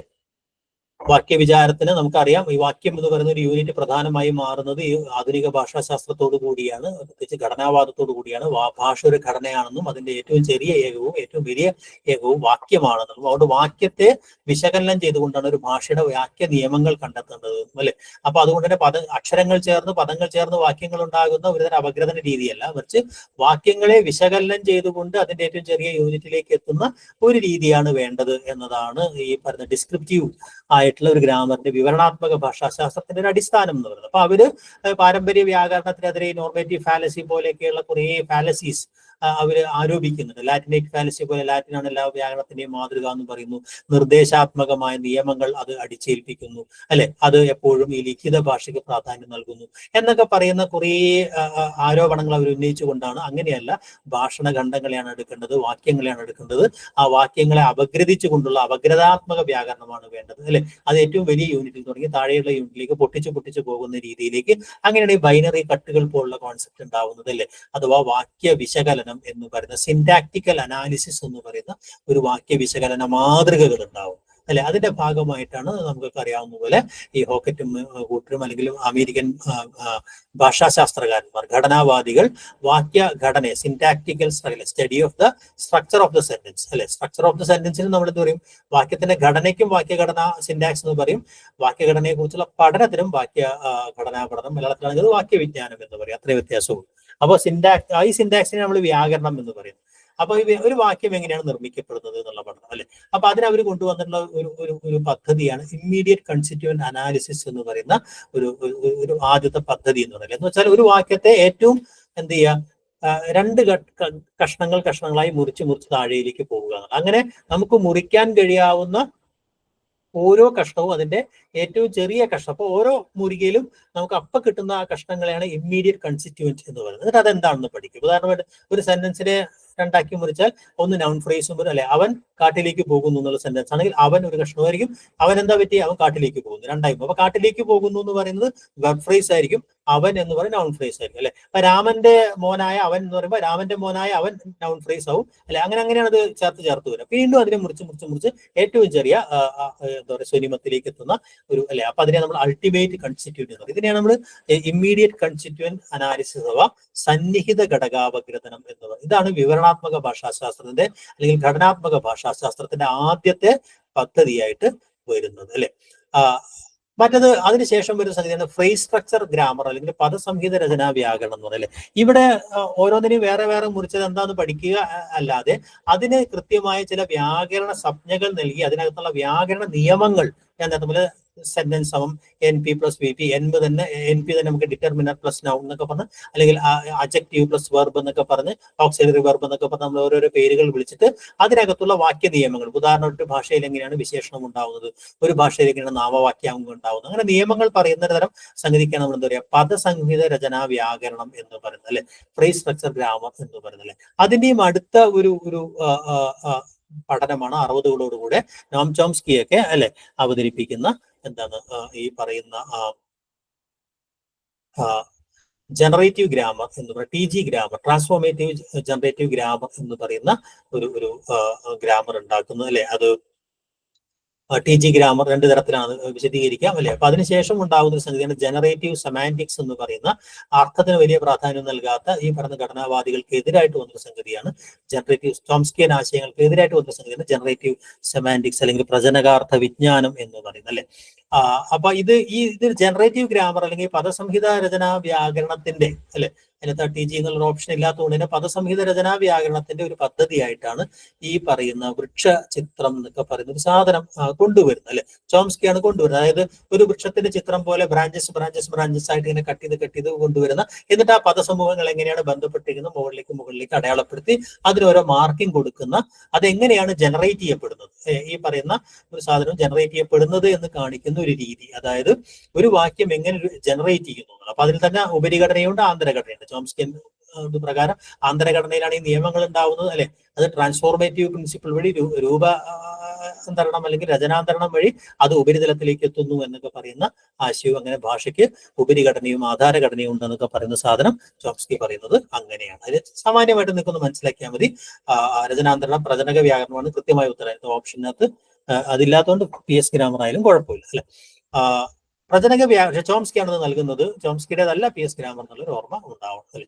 പ്രചനക വ്യാകരണത്തിൽ വാക്യത്തിന്റെ അടിസ്ഥാനപരമായ അർത്ഥത്തെ പ്രതിനിധീകരിക്കുന്നു, പിന്നീട് രചനാന്തരത്തിലുള്ള ഉപരിഘടനയായി മാറുന്നതുമായ തലത്തെ എന്ത് പറയുന്നു എന്നുള്ളതാണ് ചോദ്യം അല്ലെ. ആ തലം എന്താണ് എന്നുള്ളതാണ് അല്ലെ. അപ്പോൾ നമ്മുടെ ഓരോ വാക്യത്തിനകത്തും രണ്ട് തലമുണ്ട് എന്നാണ് അദ്ദേഹം പറയുന്നത് അല്ലെ. ഒന്നെന്താണ്, അതിനൊരു ഉപരിഘടനയുണ്ട്, പുറത്തേക്ക് നമ്മൾ കാണുന്ന ഒരു ഘടനയുണ്ട് അല്ലെ, ഈ പറഞ്ഞ ശാബ്ദികമായ ഒരു ഘടനയുണ്ട് അല്ലെ. നിയമങ്ങളുടേതായ ഒരു ആന്തര ഘടന അവിടെയുണ്ട്. ശബ്ദങ്ങൾ മാറിയാൽ ആ നിയമങ്ങൾ ചിലപ്പോൾ അതേപോലെ കിടക്കും. അതിന് അദ്ദേഹം ഡീപ് സ്ട്രക്ചർ അല്ലെങ്കിൽ ആന്തരഘടന എന്ന് പറയും അല്ലെ. അപ്പൊ ആന്തരഘടനയിൽ നിന്നാണ് ഉപരിഘടനയിലേക്ക് വാക്യങ്ങൾ പ്രചരിപ്പിക്കുന്നത് എന്നാണ് അതിന്റെ ആശയം അല്ലെ. അപ്പൊ അടിസ്ഥാനപരമായ അർത്ഥത്തെ പ്രതിനിധീകരിക്കുന്ന ഒരു മണ്ഡലമാണത്, നിയമങ്ങളുടെ ഒരു മണ്ഡലമാണത് അല്ലെ. അത് രചനാന്തരണത്തിലൂടെ ഉപരിതല ഘടനയായിട്ട് എന്താ പറയാ അവതരിപ്പിക്കപ്പെടുകയാണ് ചെയ്യുന്നത് അല്ലെ. അപ്പൊ ആന്തര ഘടന എന്നതാണ് ഡീപ് സ്ട്രക്ചർ എന്നാണ്. അപ്പൊ ഡീപ് സ്ട്രക്ചർ സർഫേസ് സ്ട്രക്ചർ മനസ്സിലാക്കാൻ വേണ്ടിയിട്ടാണ് ഒരു കാര്യം കൊടുത്തത് അല്ലെ. പോവർട്ടി ഓഫ് സ്റ്റിമുലസ് എന്ന വാദം എന്തിനെ ന്യായീകരിക്കാനാണ് ചോംസ്കി പ്രധാനമായിട്ടും മുന്നോട്ട് വെക്കുന്നത് എന്നുള്ളതാണ് ചോദ്യം അല്ലെ. പ്രേരണയുടെ ദാരിദ്ര്യം എന്ന് പറയുന്ന ഒരു ജനറേറ്റീവ് ഗ്രാമറുമായി ബന്ധപ്പെടുത്തി അദ്ദേഹം ഉന്നയിക്കുന്ന ഒരു പ്രധാനപ്പെട്ട ആശയമാണത്, അല്ലെ? ഈ പ്രേരണയുടെ ദാരിദ്ര്യം എന്ന് പറയുന്നത്, അല്ലെ? അത് ഞാൻ കഴിഞ്ഞ ക്ലാസ്സിൽ അത് കുറെ വിശദീകരിക്കുകയുണ്ടായി. അതായത് നമ്മൾ ഈ കുട്ടി ഭാഷ അനുകരിക്കുകയല്ല ചെയ്യുന്നത്, മറ്റുള്ളവരിൽ നിന്ന് അങ്ങനെ പഠിച്ചെടുക്കുക, പഠിതവൃത്തിയാന്നൊക്കെ നമ്മൾ പറഞ്ഞല്ലോ, അങ്ങനെയൊന്നും അല്ല സംഭവിക്കുന്നത് എന്നൊക്കെ പറയുന്ന അദ്ദേഹം അതുമായി ബന്ധപ്പെട്ട് യൂണിവേഴ്സൽ ഗ്രാമറൊക്കെ അവതരിപ്പിക്കുമ്പോൾ പറയുന്ന ഒരാശയമാണത്, അല്ലെ? ഭാഷാപരമായ പ്രകടനത്തിൽ ഉണ്ടാകുന്ന തെറ്റുകൾ മനുഷ്യരുടെ ജനിതകപരമായ ഭാഷാ കഴിവുകൾ, അല്ലെ? പരമായ കഴിവുകൾ, അല്ലെ? ഭാഷയിലുള്ള കഴിവുകൾ, ഒരു ഭാഷയുടെ ഉപരിതല ഘടനയിലെ വ്യതിയാനങ്ങൾ, കുട്ടിയിലെ പദസമ്പത്ത് വികാസത്തിന്റെ വേഗത, അല്ലെ? ഇതിനകത്ത് ഏതാണ് ഈ പോവർട്ടി ഓഫ് ദ സ്റ്റിമുലസ് എന്ന് പറയുന്ന സാധനം, അല്ലെ? അറിയാവോ? അത് ചോംസ്കിയുടെ ഒരു ആശയം മനസ്സിലാക്കിയെടുക്കാൻ വേണ്ടിയാണ് ചോദ്യം, അല്ലെ? എന്താണ് അതിന്റെ ഒരു ആശയം എന്ന് പറയുന്നത്? അതായത് ഒബ്സർവേഷനിൽ നിന്നല്ല കുട്ടി ഭാഷ പഠിക്കുന്നത്. ആ കുട്ടി ഈ ചുറ്റുമുള്ള നിരീക്ഷിച്ചുകൊണ്ട് ആളുകൾ സംസാരിക്കുന്ന നോക്കിയിട്ടാണ് അയാളുടെ വൊക്കാബുലറിയും കാര്യങ്ങളൊക്കെ പഠിക്കുന്നതായിരുന്നു നമ്മളൊരു ബിഹേവിയറിസം തൊട്ടുള്ള നമ്മുടെ ഒരു പ്രധാനപ്പെട്ട ആശയം. ചോംസ്കി അതിനെ എതിർക്കുന്നുണ്ട്. അദ്ദേഹം പറയുന്ന ഒരു കാര്യം, ഈ കുട്ടികൾക്ക് ലഭിക്കുന്ന ഭാഷാ വിവരങ്ങൾ പലപ്പോഴും അപര്യാപ്തമാണ്, അല്ലെ? ലിമിറ്റഡ് ഇൻപുട്ടാണ് കുട്ടിക്ക് കിട്ടുന്നത്. നമ്മൾ കുട്ടിയുടെ മുന്നിൽ അധികം സംസാരിക്കുന്നില്ല, വളരെ കുറച്ച് കാര്യങ്ങളാണ് പറയുന്നത്, അല്ലെ?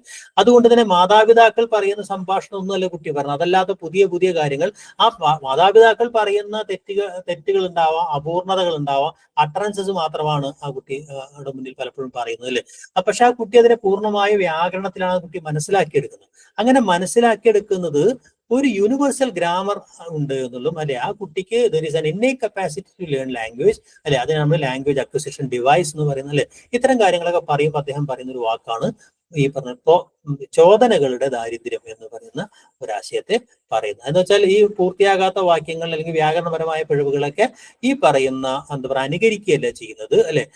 ഈ കുട്ടി ഭാഷാപരമായ കഴിവുകൾ ആ രീതി സ്വയം വികസിപ്പിച്ചെടുക്കുകയാണ് ചെയ്യുന്നത്. അതുവരെ കേൾക്കാത്ത വാക്യങ്ങളെയും അതുവരെ കേൾക്കാത്ത ആ കുട്ടി കേൾക്കാത്ത വാക്യങ്ങളെയാണ് കുട്ടി എന്ത് ചെയ്യുന്നത്, പ്രചരിപ്പിച്ചെടുക്കുന്നത്. കാരണം കുട്ടി ഒബ്സർവ് ചെയ്ത് എടുക്കുന്നത് വാക്യ നിയമങ്ങളാണ്, ഡീപ് സ്ട്രക്ചറാണ് കുട്ടി മനസ്സിലാക്കുന്നത്.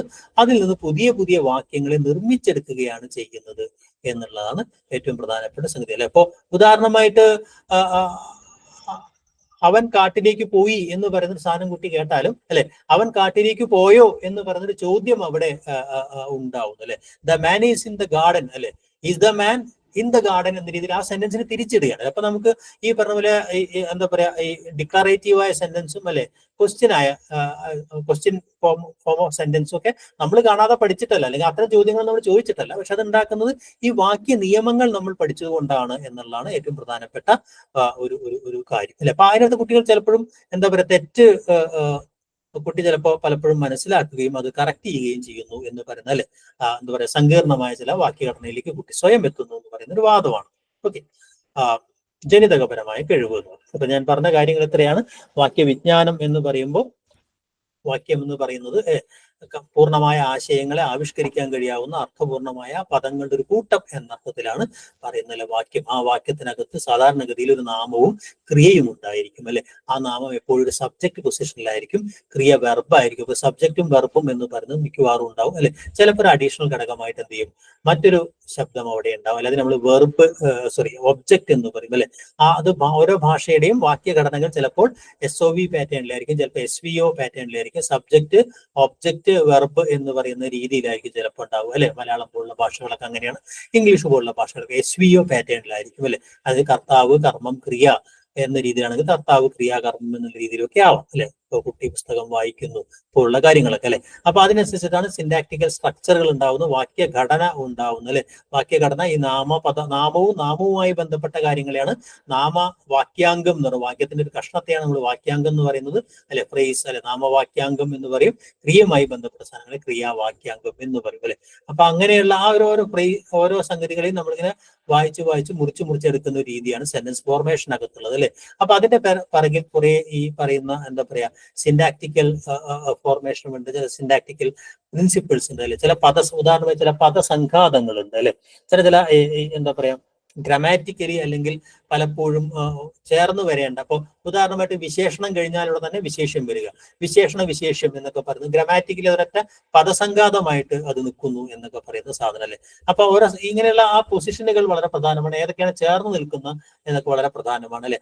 അപ്പൊ ആ വേർഡ് ഗ്രൂപ്പിംഗ് അല്ലെങ്കിൽ ഫ്രേസ് എന്ന് പറയുന്നത് അല്ലെ, എന്ന് വെച്ചാൽ ഒരു വാക്യത്തിനകത്ത് ഈ പറയുന്ന ചേർന്ന് നിൽക്കുന്ന ചില പദങ്ങൾ ഉണ്ടായിരിക്കും, അതിനാണ് പദസംഘാതം എന്ന് പറയാം അല്ലെ.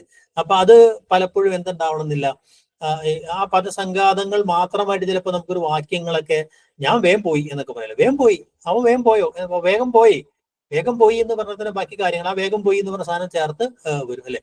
അപ്പൊ അങ്ങനെയൊക്കെയുള്ള ചേർത്ത് വരുന്ന ചില സംഗതി. ഇപ്പൊ നല്ല കുട്ടി എന്നൊക്കെ പറയുന്ന നാമങ്ങൾ രണ്ടെണ്ണം ചേർത്ത് നല്ല കുട്ടി എന്ന് പറയുന്ന ഒരു സാധനം ഉണ്ടാവും അല്ലെ.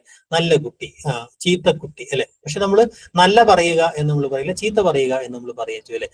അല്ലെങ്കിൽ നമ്മൾ ക്രിയയാണെങ്കിൽ അവിടെ ഈ പറഞ്ഞ വേഗത്തിലൂടി ക്രിയയോടുകൂടി ചേർക്കുന്ന വിശേഷണവും നാമത്തോടു കൂടി ചേർക്കുന്ന വിശേഷണത്തിൽ തമ്മിൽ വ്യത്യാസം ഉണ്ടാവും. അത് തമ്മിൽ നമുക്ക് നല്ല ഓടി എന്ന് നമ്മൾ ഒരിക്കലും പറയില്ല, വേഗത്തിൽ ഓടി എന്ന് നല്ലതുപോലെ ഓടി എന്നേ നമ്മൾ പറയും അല്ലെ. അപ്പൊ അങ്ങനെയൊക്കെയുള്ള ചില എന്താ പറയാ, ഇപ്പോ ഈ പറഞ്ഞ നമ്മള് ഉദാഹരണമായിട്ട് മേശ മേലെ വെച്ചു, മേശ പുറത്ത് വെച്ചു എന്ന് നമ്മൾ പറയാം അല്ലെ. പക്ഷെ എല്ലായിടത്തും നമ്മൾ ഈ പറഞ്ഞ ഓൺ എന്നുള്ള അർത്ഥത്തിൽ നമ്മൾ ഈ മേലെയോ പുറത്തോ നമ്മൾ വെക്കില്ല അല്ലെ. അപ്പൊ അത് ചില പ്രത്യേക രൂപം, അതിനെ നമ്മൾ ഈ പറയുന്ന പദസംഘാതം എന്ന് പറയുന്ന ഒരു സംഗതി അല്ലെ. ആഖ്യാതത്വം എന്ന് പറയുന്നത് ഈ പ്രെഡിക്കേഷനാണ്. അതായത് കർത്താവിനെ കുറിച്ച് എന്താണോ പറയുന്നത് അല്ലെ, ആ പറയുന്ന കാര്യത്തെക്കുറിച്ച് പറയുന്ന ഭാഗത്തെയാണ് ആഖ്യാതത്വം എന്ന് പറയുന്നത്. അതായത് ഒരു ആഖ്യയും ആഖ്യാതവും തമ്മിലുള്ള ബന്ധം അല്ലെ, ക്രിയാഭാഗവും നാമഭാഗവും അല്ലെ. ഇപ്പോ ആഖ്യയും ആഖ്യാതവും അത് ഏത് രൂപത്തിലാവണം എന്നൊക്കെ പറഞ്ഞ് വ്യാകരണത്തിനോട് പറയുന്ന ഒരു സാധനം. അപ്പൊ ഒരു നാമമുണ്ട്, ആഖ്യയുണ്ട്, ആഖ്യയുമായി ബന്ധപ്പെട്ട രാമൻ രാജാവാണ് എന്നൊക്കെ പറഞ്ഞതുപോലെ അതിനൊരു ആഖ്യയുടെ ഭാഗം. ഈ ആഖ്യയും ആഖ്യാതത്വവും തമ്മിലുള്ള ബന്ധത്തെയാണ്, കർത്താവും ആഖ്യാതവും തമ്മിലുള്ള ബന്ധത്തെയാണ് നമ്മൾ എന്താ പറയാ ആഖ്യാതത്വം എന്ന് പറഞ്ഞത്. അപ്പൊ വാക്യത്തിനകത്ത് ഈ ആഖ്യാതത്വം ഉണ്ടാവുക. പലപ്പോഴും നമ്മൾ സെന്റൻസ് എഴുതുമ്പോൾ തലയും വാലും തമ്മിൽ വ്യത്യാസം ഉണ്ടാവുന്നു, സെന്റൻസ് തെറ്റാന്ന് പറയുന്നത് ഈ ആഖ്യാത ബന്ധം അവിടെ ഇല്ലാതെ വരും. അപ്പൊ ആ ബന്ധം ഉണ്ടാവുക എന്ന് പറഞ്ഞാൽ വളരെ പ്രധാനമാണ്. അതുപോലെ തന്നെയാണ് ഘടനാബന്ധം എന്ന് പറയുന്ന ഒരു സാധനവും വളരെ പ്രധാന. സ്ട്രക്ചറൽ റിലേഷൻസ് എന്ന് പറയുന്നത് വളരെ പ്രധാനമാണ് അല്ലെ. അപ്പൊ ഞാൻ നേരത്തെ പറഞ്ഞ കർത്താവ്, കർമ്മം, ക്രിയാകർത്താവ് എന്ന രീതിയിൽ ആ സെന്റൻസിന്റെ പാറ്റേൺ അല്ലെങ്കിൽ വിശേഷണ വിശേഷ ബന്ധം എന്നൊക്കെ പറഞ്ഞ ആ പാറ്റേൺ, ആ ബന്ധം വളരെ പ്രധാനമാണ് അല്ലെ. മറ്റൊന്നാണ് ഈ മറ്റേ ഹാരിസ് ഒക്കെ പറഞ്ഞിട്ടുള്ള ഈ എന്താ പറയാ ഒരു സാധനമാണ് ഈ ഒരു ഒരേപോലെ വരിക എന്ന് പറയുന്ന ഒരു സഹോക്തി എന്നൊക്കെ പറയുന്ന ചില സംഗതികൾ അദ്ദേഹം പറയുന്നുണ്ട്. അതായത് ചില പ്രത്യേക ശബ്ദങ്ങൾ അല്ലെങ്കിൽ ചില പ്രത്യേക സാധനങ്ങൾ മാത്രം ചേർത്ത് പറയുന്ന ഒരു അസോസിയേഷൻ, അതൊരു തരം ആർത്ഥിക പൊരുത്തം, സെമാന്റിക് കൊഹറൻസ് എന്ന് പറയും. അങ്ങനെയുള്ള ആർത്ഥിക പൊരുത്തം ഉണ്ടാവുക എന്ന് പറയുന്ന ഒരു കാര്യം. അപ്പൊ ഗ്രാമാറ്റിക്കലി കറക്റ്റ് ആണെങ്കിലും ചില പദങ്ങൾ തമ്മിൽ നമുക്ക് കൂട്ടിച്ചേർക്കുമ്പോൾ എന്തോ പ്രശ്നം തോന്നുന്നു എന്നൊക്കെ പറയുന്ന ചില എന്താ പറയാ വ്യാകരണപരമായി ഗ്രാമാറ്റിക്കലി കറക്റ്റ് ആണെങ്കിലും ഈ പറയുന്ന പോലെ ഉദാഹരണമായിട്ട് മരം ഉറങ്ങിപ്പോയി, മരം കരഞ്ഞു തളർന്നു എന്നൊക്കെ നമ്മൾ പറയുന്ന ഒരു വാക്യം. മരം കരഞ്ഞു തളർന്നു, മരം ഇങ്ങനെ മഴയത്ത് മഴ പെയ്ത് അതിങ്ങനെ ആകെ ഇങ്ങനെ തൂങ്ങി നിൽക്കുന്ന ഒരു അവസ്ഥ ഉണ്ടെങ്കിൽ മരം മഴയത്ത് കരഞ്ഞു തളർന്നു എന്ന് നമുക്ക് പറയാം. Grammatically it is correct. പക്ഷെ മരത്തിന് അങ്ങനെ കരയാൻ പറ്റില്ല, മരം കരയുന്നില്ല, അത് അങ്ങനെ തളരുന്നില്ല എന്ന് എന്നുള്ള അർത്ഥം നമുക്കറിയാം. പക്ഷെ കവികൾ അത്ര ചില സംഗതികൾ. അപ്പൊ ആർത്ഥിക പൊരുത്തം എന്ന് പറയുന്നത് പലപ്പോഴും അത് ഈ സഹോപസ്ഥിതിയായി വരുമ്പോൾ അല്ലെ. അപ്പൊ നമ്മൾ ഈ പറഞ്ഞ പോലെ പക്ഷി ഗർജിച്ചു എന്ന് നമ്മൾ പറയില്ല. Grammatically it is correct. പക്ഷി ഗർജിച്ചു, പട്ടി എന്താ പറയുക ഗർജിച്ചു, അല്ലെങ്കിൽ സിംഹം മൂങ്ങി എന്ന് നമ്മൾ പറയില്ല അല്ലെ. ചില പദങ്ങളോട് ചില പദങ്ങൾ ചേർക്കുക എന്നൊക്കെ പറയുന്ന സഹോപസ്ഥിതി സാധ്യതകളും ഉണ്ട് അല്ലെ. ഇതും വാക്യവിജ്ഞാനത്തെ സംബന്ധിച്ച് പ്രധാനമാണ്, ഓർമ്മയുണ്ടാവണം. ഓക്കെ, ഇനി നമുക്ക് ഇതിനകത്ത് ഈ പറയുന്ന ആശയങ്ങൾ ഞാൻ ഏതാണ്ട് പറഞ്ഞു കഴിഞ്ഞു. ഇതിന്റെ വിശദാംശങ്ങളിലേക്ക് നോട്ടിലൂടെ നമുക്ക് പോവാം. ഞാനത് ഒരുപാട് വിശദീകരിക്കുന്നില്ല. ഈ ഘടനാത്മക ഭാഷാശാസ്ത്രം എന്നുണ്ടായി, അത് പാരമ്പര്യ വ്യാകരണത്തിനെതിരെ ഉന്നയിക്കുന്ന പ്രധാനപ്പെട്ട ആശയങ്ങൾ, ആരോപണങ്ങൾ എന്തൊക്കെയാണ്, അതിന്റെ അടിസ്ഥാന പ്രമാണങ്ങൾ എന്തൊക്കെയാണ് അല്ലെ, എങ്ങനെയാണ് ഭാഷ പഠിച്ചെടുക്കുക, അത്തരം ചില കാര്യങ്ങൾ. ഏകകാലിക പഠനമാണ് ഇതിനകത്ത് ഉണ്ടായിരുന്നതെന്നറിയാം.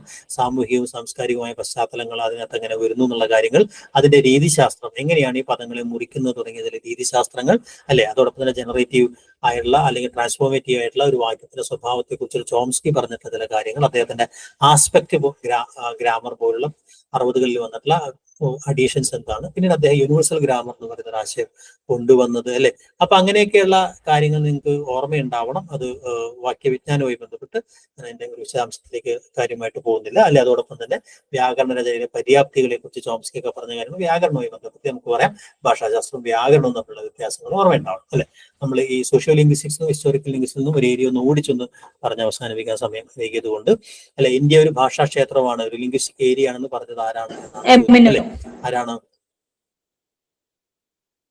അതെ, എമിനോ പറഞ്ഞിട്ടുള്ള വളരെ പ്രധാനപ്പെട്ട ഒരു സംഗതിയാണ് ഇന്ത്യ ഒരു ഭാഷാ ക്ഷേത്രമാണുള്ളത്. ബാക്കിയുള്ളവരൊക്കെ ഈ പറയുന്ന മേഖലയ്ക്കകത്ത് വരുന്ന ഒരാളാണ്, അല്ലെ. ഈ പറയുന്ന ഓരോ സിദ്ധാന്തവും അവതരിപ്പിച്ച ആളുകൾ ആണ് ഈ പറയുന്ന ഷ്മിസ്റ്റ്, അല്ലെ. തരംഗ സിദ്ധാന്തം പോലെയുള്ള സിദ്ധാന്തം ആവിഷ്കരിച്ച ആളാണ്, അല്ലെ, ഷ്മിസ്റ്റ് എന്നറിയാം, അല്ലെ. വൃക്ഷ സിദ്ധാന്തം എന്ന് പറയുന്ന നമ്മൾ കുടുംബ വൃക്ഷ സിദ്ധാന്തം ഒക്കെ അവതരിപ്പിച്ച ഫ്രാൻസിസ് ബോവാസ് ഉണ്ട്, അല്ലെ. അമേരിക്കൻ ഇന്ത്യൻ ഭാഷകളിലും അദ്ദേഹം ഗവേഷണം നടത്തി. അപ്പൊ അങ്ങനെ ഈ ആളുകളുടെയൊക്കെ പേരുകൾ എവിടെയാണെന്നുള്ള ചില ഓർമ്മകളൊക്കെ ഉണ്ടാവണം എന്നുള്ളതാണ് ഏറ്റവും പ്രധാനപ്പെട്ട ഒരു കാര്യം, അല്ലെ. ഈ സമഭാഷാംശ സീമാരേഖ, ഐസോക്ലോസ് എന്ന് പറയുന്ന സാധനം എന്താണ് എന്നതാണ്, അല്ലെ. നിർവചനം അവിടെ കൊടുത്തിട്ടുണ്ട്, അല്ലെ. എന്താണ് ഐസോക്ലോസ് എന്ന് പറയുന്നത്? ഒരു ഭാഷാഭേദ ഭൂപടത്തിൽ സമാനമായ ഒരു ഭാഷാഭേദ രൂപത്തെ അതിർത്തികളെ അടയാളപ്പെടുത്തുന്ന രേഖയാണ് ഭൂമിശാസ്ത്ര, അല്ലെ. അപ്പൊ ഭാഷാശാസ്ത്ര ഭൂപടങ്ങൾ തയ്യാറാക്കിക്കൊണ്ടാണ് ഇപ്പൊ ഈ പറഞ്ഞ ഭാഷാഭേദ ഭൂപടങ്ങൾ, ഭാഷാഭേദ ഭൂപടങ്ങൾ തയ്യാറാക്കിക്കൊണ്ടാണ് ഒരു ഭാഷാഭേദങ്ങളെ നിർണ്ണയിക്കുന്നത്, അല്ലെ. ഭാഷാഭേദം എന്ന് പറയുന്നത്, അല്ലെ, ഒരു ഭാഷ എന്ന് പറഞ്ഞ അടിസ്ഥാനപരമായി നിരവധി ഭാഷാഭേദങ്ങളുടെ ഒരു സംഘാതമാണ് എന്നും ഭാഷ ഒരു സങ്കല്പമാണെന്ന് നമുക്കറിയാം, അല്ലെ.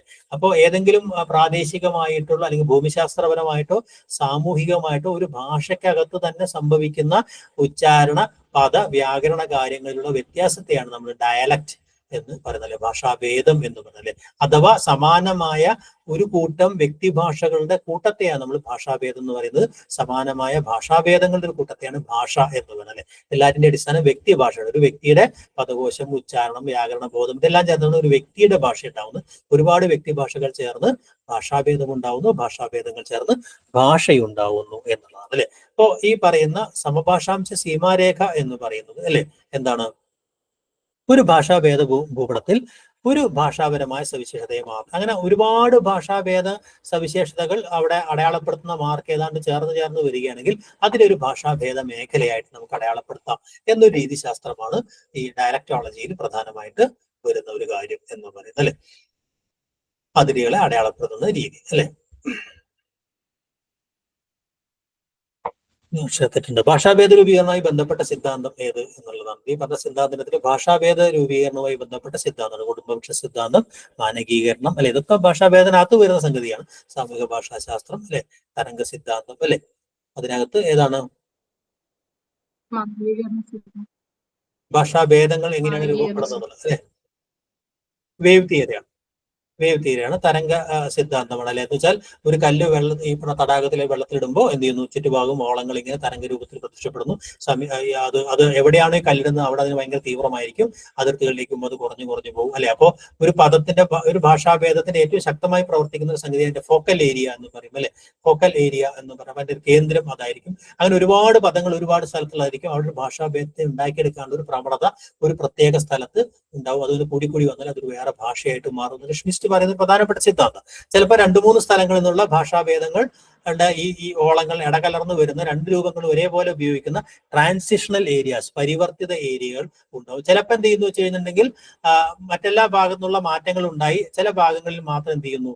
മാറ്റമില്ലാതെ മാറി നിൽക്കും. അതിനെ നമ്മൾ റിലിക് ഫോമുകൾ എന്നും, ആ രൂപങ്ങളെ റിലിക് ഫോമുകൾ എന്നും, അല്ലെ, അവശിഷ്ട രൂപങ്ങൾ എന്നും, അത്തരം മേഖലയെ നമ്മൾ അവശിഷ്ട മേഖല എന്നും പറയും, അല്ലെ. അപ്പൊ അതുമായി ബന്ധപ്പെട്ടാണ് കേന്ദ്ര മേഖല, അല്ലെ, പരിവർത്തിത മേഖല, അവശിഷ്ട മേഖല തുടങ്ങിയ ടേമുകളൊക്കെ ഈ തരംഗ സിദ്ധാന്തവുമായി ബന്ധപ്പെട്ട് ഉണ്ട്. അതിന്റെ ഓർമ്മയുണ്ടാവണം. ഓക്കെ. ഇപ്പൊ ഭാഷാഭേദ വിജ്ഞാനവുമായി ബന്ധപ്പെട്ട ടേമുകൾ ഞാൻ സാമാന്യമായിട്ട് പറഞ്ഞു, അല്ലെ. എന്താണ് ഭാഷ, അല്ലെ. ഭാഷ എന്ന് പറഞ്ഞൊരു സങ്കല്പമാണ്, അല്ലെ. ഒരുപാട് ഭാഷാഭേദങ്ങൾ സാമൂഹ്യമായും ഈ പറയുന്ന പ്രാദേശികവുമായിട്ടൊക്കെയുള്ള ഭാഷാഭേദങ്ങളുടെ ഒരു ആകത്തുകയാണ് നമ്മൾ ഭാഷ എന്ന് പറയുന്നത്, അല്ലെ. ആ ഭാഷാഭേദം എന്ന് പറഞ്ഞാൽ ഒരുപാട് വ്യക്തിഭാഷകളുടെ ഒരു സംഘാതമാണ് ഭാഷാഭേദം. 2 തരത്തിൽ വരാം. പ്രാദേശിക ഭാഷാഭേദവും സാമൂഹ്യ ഭാഷാഭേദവും, അല്ലെ. നേരത്തെ പ്രാദേശിക ഭാഷാഭേദങ്ങളിലാണ് നമ്മുടെ പഠനങ്ങളൊക്കെ ഉണ്ടായിരുന്നത്. ജോഗ്രഫിക്കലായിട്ട് ഡിസ്ട്രിബ്യൂഷൻസ് ഉണ്ടായിരിക്കും. അത് വിനിമയങ്ങളുടെ ഭാഷകളുടെ സാന്ദ്രത കുറയുന്നതനുസരിച്ച് ഭാഷാഭേദങ്ങളിൽ വേറെ ഉണ്ടാവും. ആ പറയുന്ന വിനിമയങ്ങൾ കുറഞ്ഞു വരുമ്പോൾ ഈ ഭാഷാഭേദങ്ങൾ വേറെ ഭാഷയായിട്ട് മാറുകയും ചെയ്യും. അല്ലെ, കുട്ടംകുടം, വേൺ, കർക്കാപൂഴി എന്നുള്ള നാടുകളിലെ ഈ പറയുന്ന കരിന്തമിഴ്, കൊടുന്തമിഴ് എങ്ങനെയാണ് മലയാളമായി മാറിയത്? സമ്പർക്കം കുറഞ്ഞുകൊണ്ടാണ് എന്ന് നമ്മൾ പറയുന്നത് പോലെ, അല്ലെ. എന്നാൽ സാമൂഹ്യ ഭാഷാഭേദം എന്ന് പറഞ്ഞാൽ അങ്ങനെയല്ല. അത് ചില പ്രത്യേക സമൂഹങ്ങൾ, സമുദായങ്ങൾക്കിടയിൽ നിലനിൽക്കുന്ന മാപ്പിളമാരുടെ ഭാഷ, ക്രിസ്ത്യാനികളുടെ ഭാഷ, അല്ലെങ്കിൽ അങ്ങനെയുള്ള ജാതീയമോ സാമൂഹികമോ സാമുദായികമായിട്ടുള്ള ഭാഷകളാണ് പറയുക, അല്ലെ. അതൊരു പക്ഷേ മറ്റേ ഭാഷകളെക്കാൾ കുറെ കൂടെ സ്വത്വപരമായിട്ടായിരിക്കും, അതോടൊപ്പം തന്നെ അതുകൊണ്ട് തന്നെ തീവ്രമായിരിക്കും. കാരണം മറ്റൊരു നിരന്തരമായ കോണ്ടാക്ട് ഉണ്ട്, തൊട്ടടുത്തുള്ള ആളുകൾ തമ്മിലുള്ള കോണ്ടാക്ട് ഉണ്ട്. പക്ഷെ ഒരേ സ്ഥലത്ത് തന്നെ തൊട്ടടുത്ത വീടുകളിൽ പോലും രണ്ട് സമുദായങ്ങൾ താമസിക്കുകയാണെങ്കിൽ അവരുടെ ഭാഷകളിൽ തന്നെ ആ വ്യത്യാസം ഉണ്ടാവും. അതുകൊണ്ട് കുറെ കൂടെ ആഴത്തിൽ കേരളം പോലുള്ള സ്ഥലങ്ങളിലേക്ക് സാമൂഹ്യ ഭാഷാഭേദം ശക്തമാവുന്നു തുടങ്ങിയ കാര്യങ്ങൾ. ഭാഷാഭേദ ഭൂപട നിർമ്മിതി എങ്ങനെയാണെന്നുള്ള കാര്യം ഓർമ്മ ഉണ്ടാവണം. അതിനകത്ത് എന്താണ് ഐസോഗ്ലോസ് എന്ന് പറയുന്നത്? ബാക്കി എല്ലാ ടേമുകളും ഭാഷാഭേദ സിദ്ധാന്തങ്ങൾ നമ്മൾ സാമാന്യമായിട്ട് സൂചിപ്പിക്കുകയുണ്ടായി. ഓക്കെ. ഭാഷാ പരിണാമം എന്ന് പറയുന്ന വാക്കുകൾക്ക് എങ്ങനെയാണ് അർത്ഥം മാറുന്നത്? അങ്ങനെ ചിലത് വിശദമായ നോട്ടുകൾ, അർത്ഥപരിണാമത്തിന്റെ ഒരു നോട്ട് നിങ്ങൾക്ക് അർത്ഥസങ്കോചം, അർത്ഥവികാസം എന്നൊക്കെ പറഞ്ഞാൽ ചിലപ്പോൾ പരീക്ഷയ്ക്ക് ചോദിക്കാറുണ്ട്. അതുകൊണ്ട് ഒരു നോട്ട് നിങ്ങൾക്ക് ഇതിന്റെ കൂടെ തരുന്നുണ്ട്. ക്ലാസ്സിൽ ഒരുപാട് വിശദീകരിക്കുന്നില്ല, അല്ലെ. അപ്പൊ പലതരത്തിലാണ് അത് മാറ്റം ഉണ്ടാകുന്നത്. വ്യാകരണ തലത്തിൽ മാറുന്നുണ്ട്, സ്വനതലത്തിൽ മാറുന്നുണ്ട്, സന്ധിതലത്തിൽ മാറുന്നുണ്ട്. അങ്ങനെ 5 തലങ്ങളിലായിട്ടാണ് ഭാഷ മാറുന്നത്, അല്ലെ. ഇപ്പൊ ഇവിടെ ചോദ്യം ഇതാണ്, അല്ലെ. എന്താ ചോദ്യം? പുതിയ വാക്കുകൾ രൂപപ്പെടുക, നിലവിലുള്ള വാക്കുകളുടെ രൂപത്തിൽ മാറ്റം വരിക, പ്രത്യയങ്ങൾ രീതി മാറുക, ഇതൊക്കെ ഏത് തലത്തിൽ നടത്തുന്ന മാറ്റമാണ് എന്നുള്ളതാണ്. അറിയാവർക്കെങ്കിലും വളരെ സിമ്പിൾ ആയ ഒരു ചോദ്യമാണ്, അല്ലെ. എന്ന് വെച്ചാൽ അതൊക്കെ സംഭവിക്കുന്നത് എവിടെയാണ്? പദത്തിനകത്താണ് സംഭവിക്കുന്നത്, രൂപി തലത്തിലാണ് സംഭവിക്കുന്നത്, മോർഫോളജിക്കൽ ലെവലിലാണ്, അല്ലെ. കാരണം പുതിയ വാക്ക് വരുന്നു, വാക്കിനകത്ത് രൂപമാറ്റം ഉണ്ടാകുന്നു, പ്രകൃതി പ്രത്യയങ്ങൾ തമ്മിൽ മാറുന്നു. ഇത് മുഴുവൻ എവിടെ ഉണ്ടാകുന്നത്? സ്വനതലത്തിലോ സന്ധിതലത്തിലോ അല്ല, മറിച്ച് അർത്ഥതലത്തിലാണത് ഉണ്ടാവുന്നത്, അല്ലെ. രൂപതലത്തിലാണ് ഉണ്ടാവുന്നത്, മോർഫോളജിക്കൽ ലെവലിലാണത് ഉണ്ടാവുന്നത്. ഭാഷാഘടനാപരമായല്ലാത്ത ഭാഷാപരിണാമ ഹേതു. ഭാഷാപരിണാമത്തിന് കുറെ കാരണങ്ങളുള്ളത്, പ്രകൃതി ശാസ്ത്രപരമായ കാര്യങ്ങൾ, അല്ലെ. ഇപ്പൊ ഭൂകമ്പം പോലുള്ള സംഗതി ഉണ്ടാവും, യുദ്ധം, അങ്ങനത്തെ കുറെ കാര്യങ്ങൾ ഉണ്ടാവും, അല്ലെ. ഭാഷാപരമായ കാര്യങ്ങൾ, കുടിയേറ്റങ്ങൾ ഉണ്ടാവും, അല്ലെ. പലതരം കാരണങ്ങൾ ഉണ്ടാവും, അല്ലെ. ഇതിനകത്ത് ഭാഷാപരമായ കാര്യങ്ങൾ, ഭാഷയ്ക്ക് മാറ്റങ്ങൾ ഉണ്ടാവും. അതാണ് ഞാൻ നേരത്തെ പറഞ്ഞ പോലെ രചനാപരമായ ചില മർദ്ദങ്ങൾ ഉണ്ടാവാം, അല്ലെങ്കിൽ ചില പുതിയ പുതിയ പദങ്ങൾ ഉണ്ടായി മാറുന്നത്, അല്ലെ. അൺലോജിക്കൽ ക്രിയേഷൻസ് ഉണ്ടാവാം, അല്ലെങ്കിൽ പ്രയത്ന ലാഘവത്തിന് വേണ്ടി ഉച്ചാരണ വ്യത്യാസം ഉണ്ടാവുന്നതാവും. അങ്ങനെയുള്ള കുറെ കാര്യങ്ങൾ ഉണ്ടാവും. ചില വർണ്ണങ്ങൾ ഒഴിച്ചു കളയുന്ന രീതി ഉണ്ടാവും, അല്ലെ. അതൊക്കെ ഭാഷാപരമാണ്, അല്ലെ. എന്നാൽ ഭാഷയുടെ ഘടനയുമായി ബന്ധമില്ലാത്ത ഒരു ഭാഷാപരിണാമ ഹേതുവാണ് ഏതാണ്? വളരെ പ്രധാനപ്പെട്ട ഒരു ഭാഷാപരിണാമ ഹേതുവാണത്, അല്ലെ. ബോറോയിങ്, ആദാനം എന്ന് പറയുന്നത്, അല്ലെ. മറ്റുള്ള ഭാഷകളിൽ നിന്നുള്ള കടമെടുക്കൽ. അതിനെ പലതരത്തിൽ കടമെടുക്കാറുണ്ട്, അല്ലെ.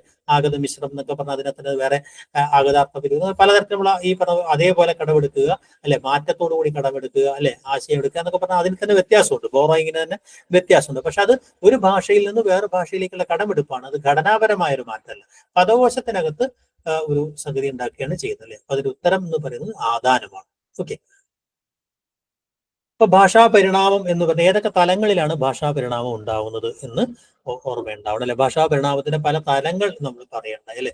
പല സ്വനതലത്തിൽ, സ്വനിമതലത്തിൽ, രൂപിമതലത്തിൽ മാറ്റങ്ങൾ ഉണ്ടാവുന്നുണ്ട്, അല്ലെ. വാക്യതലത്തിൽ, സന്ധിതലത്തിൽ മാറ്റം ഉണ്ടാവും, സന്ധികൾക്ക് മാറ്റം ഉണ്ടാവുന്ന ചില സംഗതികൾ, അല്ലെങ്കിൽ സിന്റാക്ടിക്കൽ ലെവലിൽ പലപ്പോഴും മാറ്റം. അർത്ഥതലത്തിൽ, സെമാൻറ്റിക് തലത്തിൽ അർത്ഥവ്യത്യാസം ഉണ്ടാവുന്നുണ്ട്, അല്ലെ. ഓരോ വാക്കുകൾക്കും അർത്ഥവ്യത്യാസം ഉണ്ടാവുന്നത്, അല്ലെ. അതൊക്കെ വളരെ പ്രധാനപ്പെട്ട കാര്യമാണ്. അപ്പൊ അങ്ങനെ പല തലങ്ങൾ അവിടെയുണ്ട്. പിന്നെ മറ്റൊന്ന് ഭാഷാ പരിണാമ ഹേതുക്കളാണ്, അല്ലെ. സവർണനം സംഭവിക്കുന്നത്, 2 വർണ്ണങ്ങൾ ചേർന്ന് ഒരു വർണ്ണമായി മാറുന്ന ഒരേ തരം വർണ്ണമോ അല്ലെങ്കിൽ ഒരേ വർഗത്തിൽപ്പെട്ട വർണ്ണമായി മാറുന്നു. പ്രയത്ന ലാഘവം മൂലം നമ്മൾ എന്ത് ചെയ്യുന്നു? പ്രിൻസിപ്പിൾ ഓഫ് ലീസ്റ്റ് എഫേർട്ട് എന്ന് പറയുന്ന സ്ഥലത്തിൽ എക്കണോമിയുടെ അടിസ്ഥാനത്തിൽ നമ്മൾ ചില ഉച്ചാരണങ്ങളൊക്കെ അവൻ എന്നുള്ള ഓവനായി മാറുന്നു, മോറായി മാറുന്നു, അങ്ങനെയുള്ള ചില സംഗതികൾ വരുന്നു, അല്ലെ. സദൃശ കൽപ്പന സ്ഥിരമായിട്ട് ചോദിക്കുന്നതാണ്, സദൃശ സൃഷ്ടി. സമാനമായ ഒരു രൂപമായിട്ടുള്ള പരിചയം മൂലം തെറ്റായ രൂപത്തിൽ അത് അപ്ലൈ ചെയ്യുക, കുട്ടികളുടെ ഭാഷയിലൊക്കെ വരുന്ന പോലെ നമ്മളിപ്പോഴും അതിന് പറയുന്ന ഒരു ഉദാഹരണം എന്ന് പറയുന്നത് ഏതാണ്? ഉദാഹരണം സദൃശ്യ സൃഷ്ടിക്ക് ഒരു ഉദാഹരണമായിട്ട് നമ്മൾ പറയുന്നത് ഏതാണ്? എപ്പോഴും ഓർമ്മയുണ്ടോ ആർക്കെങ്കിലും?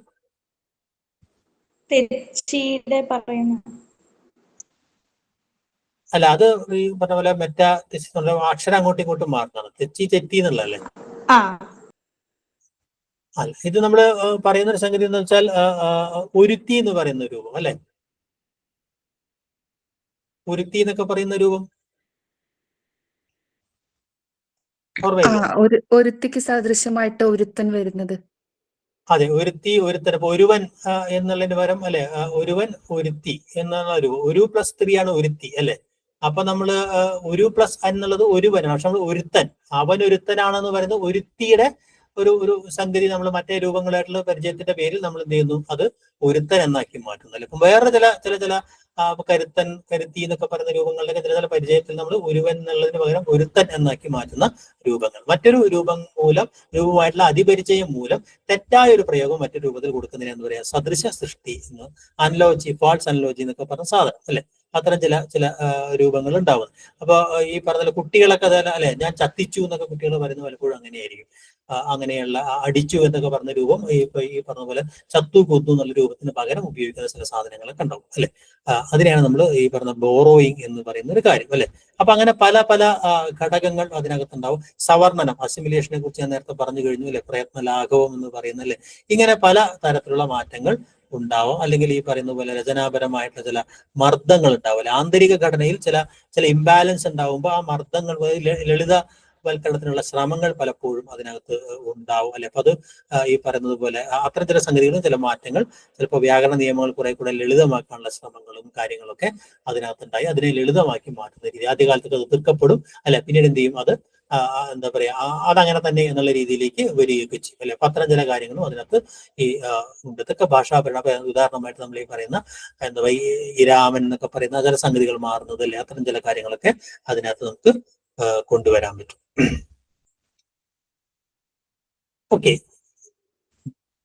താഴെ പറയുന്നതിൽ ഏതാണ് ഭാഷാപരമായ മാറ്റത്തിന്? 2 ചോദ്യങ്ങൾ കൊടുത്ത് അവസാനിപ്പിക്കാം. മാറ്റം കാരണമാകുന്ന ബാഹ്യ ഘടകം എന്നുള്ളതാണ്. അല്ലെ, ബാഹ്യ ഘടകമാണ് ഇവിടെയും വരുന്നത്. ഭാഷാപരമായ പ്രയത്നലാഘവന് നമ്മൾ പറഞ്ഞു കഴിഞ്ഞു, സദൃശകൽപ്പന നമ്മൾ പറഞ്ഞു കഴിഞ്ഞു, ഭാഷാ സമ്പർക്കം മാറ്റത്തിന് കാരണമാകുന്നുണ്ട്, രചനാപരമായ മാർഗം. അല്ലെ, ബാഹ്യ ഘടകം ഏതാണ്? ഓഫ് കോഴ്സ് ബാക്കി എല്ലാ ഭാഷയ്ക്കകത്ത് സംഭവിക്കുന്ന കാര്യമാണ് പ്രയത്നലാഘവം. 2 വർണ്ണങ്ങൾ ചേർന്ന് വരുമ്പോൾ ഉണ്ടാകുന്ന മാറ്റമാണ് സദൃശകൽപ്പന. വേറെ വർണ്ണവുമായി ബന്ധപ്പെടുത്തി വരുന്ന സംഗതിയാണ്. രചനാപരമായ വൃത്തം അതിന്റെ ഒരു വാക്യ രചനയെ ലളിതമാക്കാൻ വേണ്ടി നടത്തുന്ന ഒരു ശ്രമമാണ്. അല്ലെ, അപ്പൊ നമ്മൾ ഈ പറയുന്ന യാതൊരു അതൊക്കെ നമ്മൾ പേരച്ചം ഉപയോഗിക്കുന്നതൊക്കെ പറഞ്ഞ സാധനം. അല്ലെ, ഭാഷാ സമ്പർക്കമാണ്. അല്ലെ, മറ്റൊരു ഭാഷയുമായുള്ള സമ്പർക്കം മൂലം നമ്മുടെ ഭാഷയ്ക്കകത്ത് മാറ്റം ഉണ്ടാവാം. അല്ലെ, അതിനെയാണ് നമ്മൾ ഭാഷാ സമ്പർക്കം എന്ന് പറയുന്നത്. പല മാറ്റങ്ങളും ഇപ്പൊ ഇംഗ്ലീഷിലൊക്കെ പല രൂപങ്ങളും നമ്മുടെ ഭാഷയിലേക്കൊക്കെ കയറി വരുന്നത് പോലെ, കർമ്മണി പ്രയോഗം നമ്മുടെ ഭാഷയിലേക്ക് കയറി വരുന്നത് പോലെ, അത് ഈ പറയുന്ന പോലെ എന്താ പറയുക, ബാഹ്യമായ ഒരു ഘടകമാണ്. ഓക്കെ, കുടുംബവൃക്ഷ സിദ്ധാന്തം ആരാണ് ആവിഷ്കരിച്ചത് എന്നാണ്. ചരിത്രാത്മക ഭാഷാശാസ്ത്രം എന്ന് പറഞ്ഞാൽ ലാസ്റ്റ് ടോപ്പിക്കാണ്. അല്ലെ, അതിനകത്ത് വരുന്നതാണ് എന്താ പറയുക, ഭാഷകളുടെ വളർച്ചയെ അല്ലെ ഒരു ചരിത്രപരമായിട്ട് പഠിക്കുക എന്ന് പറയുന്നത്. വംശവൃക്ഷ സിദ്ധാന്തം പോലുള്ള ആശയങ്ങൾ എന്നാണ്. ഒരു ഭാഷയിൽ നിന്ന് പല കാലങ്ങളിലൂടെ 2 ഭാഷയായി, 2 ഭാഷ 4 ഭാഷയായിട്ട് അങ്ങനെ പൊട്ടി വരികയാണ്. അല്ലെ, പ്രാചീനമായ ഒരു ഭാഷയെ പ്രോട്ടോ ലാംഗ്വേജ് എന്ന് പറയും. അല്ലെ, പ്രാഗ് ഭാഷ എന്ന് പറയും. അതിൽ നിന്നുണ്ടാവുന്ന ഭാഷകളെ പുത്രി ഭാഷകൾ എന്ന്, ഡോട്ടർ ലാംഗ്വേജസ് എന്ന് പറയും. അല്ലെ, അങ്ങനെ ഉണ്ടാവുന്ന ഭാഷകളെ പരസ്പരം പറയുമ്പോൾ അവ സഹോദര ഭാഷയാണ്.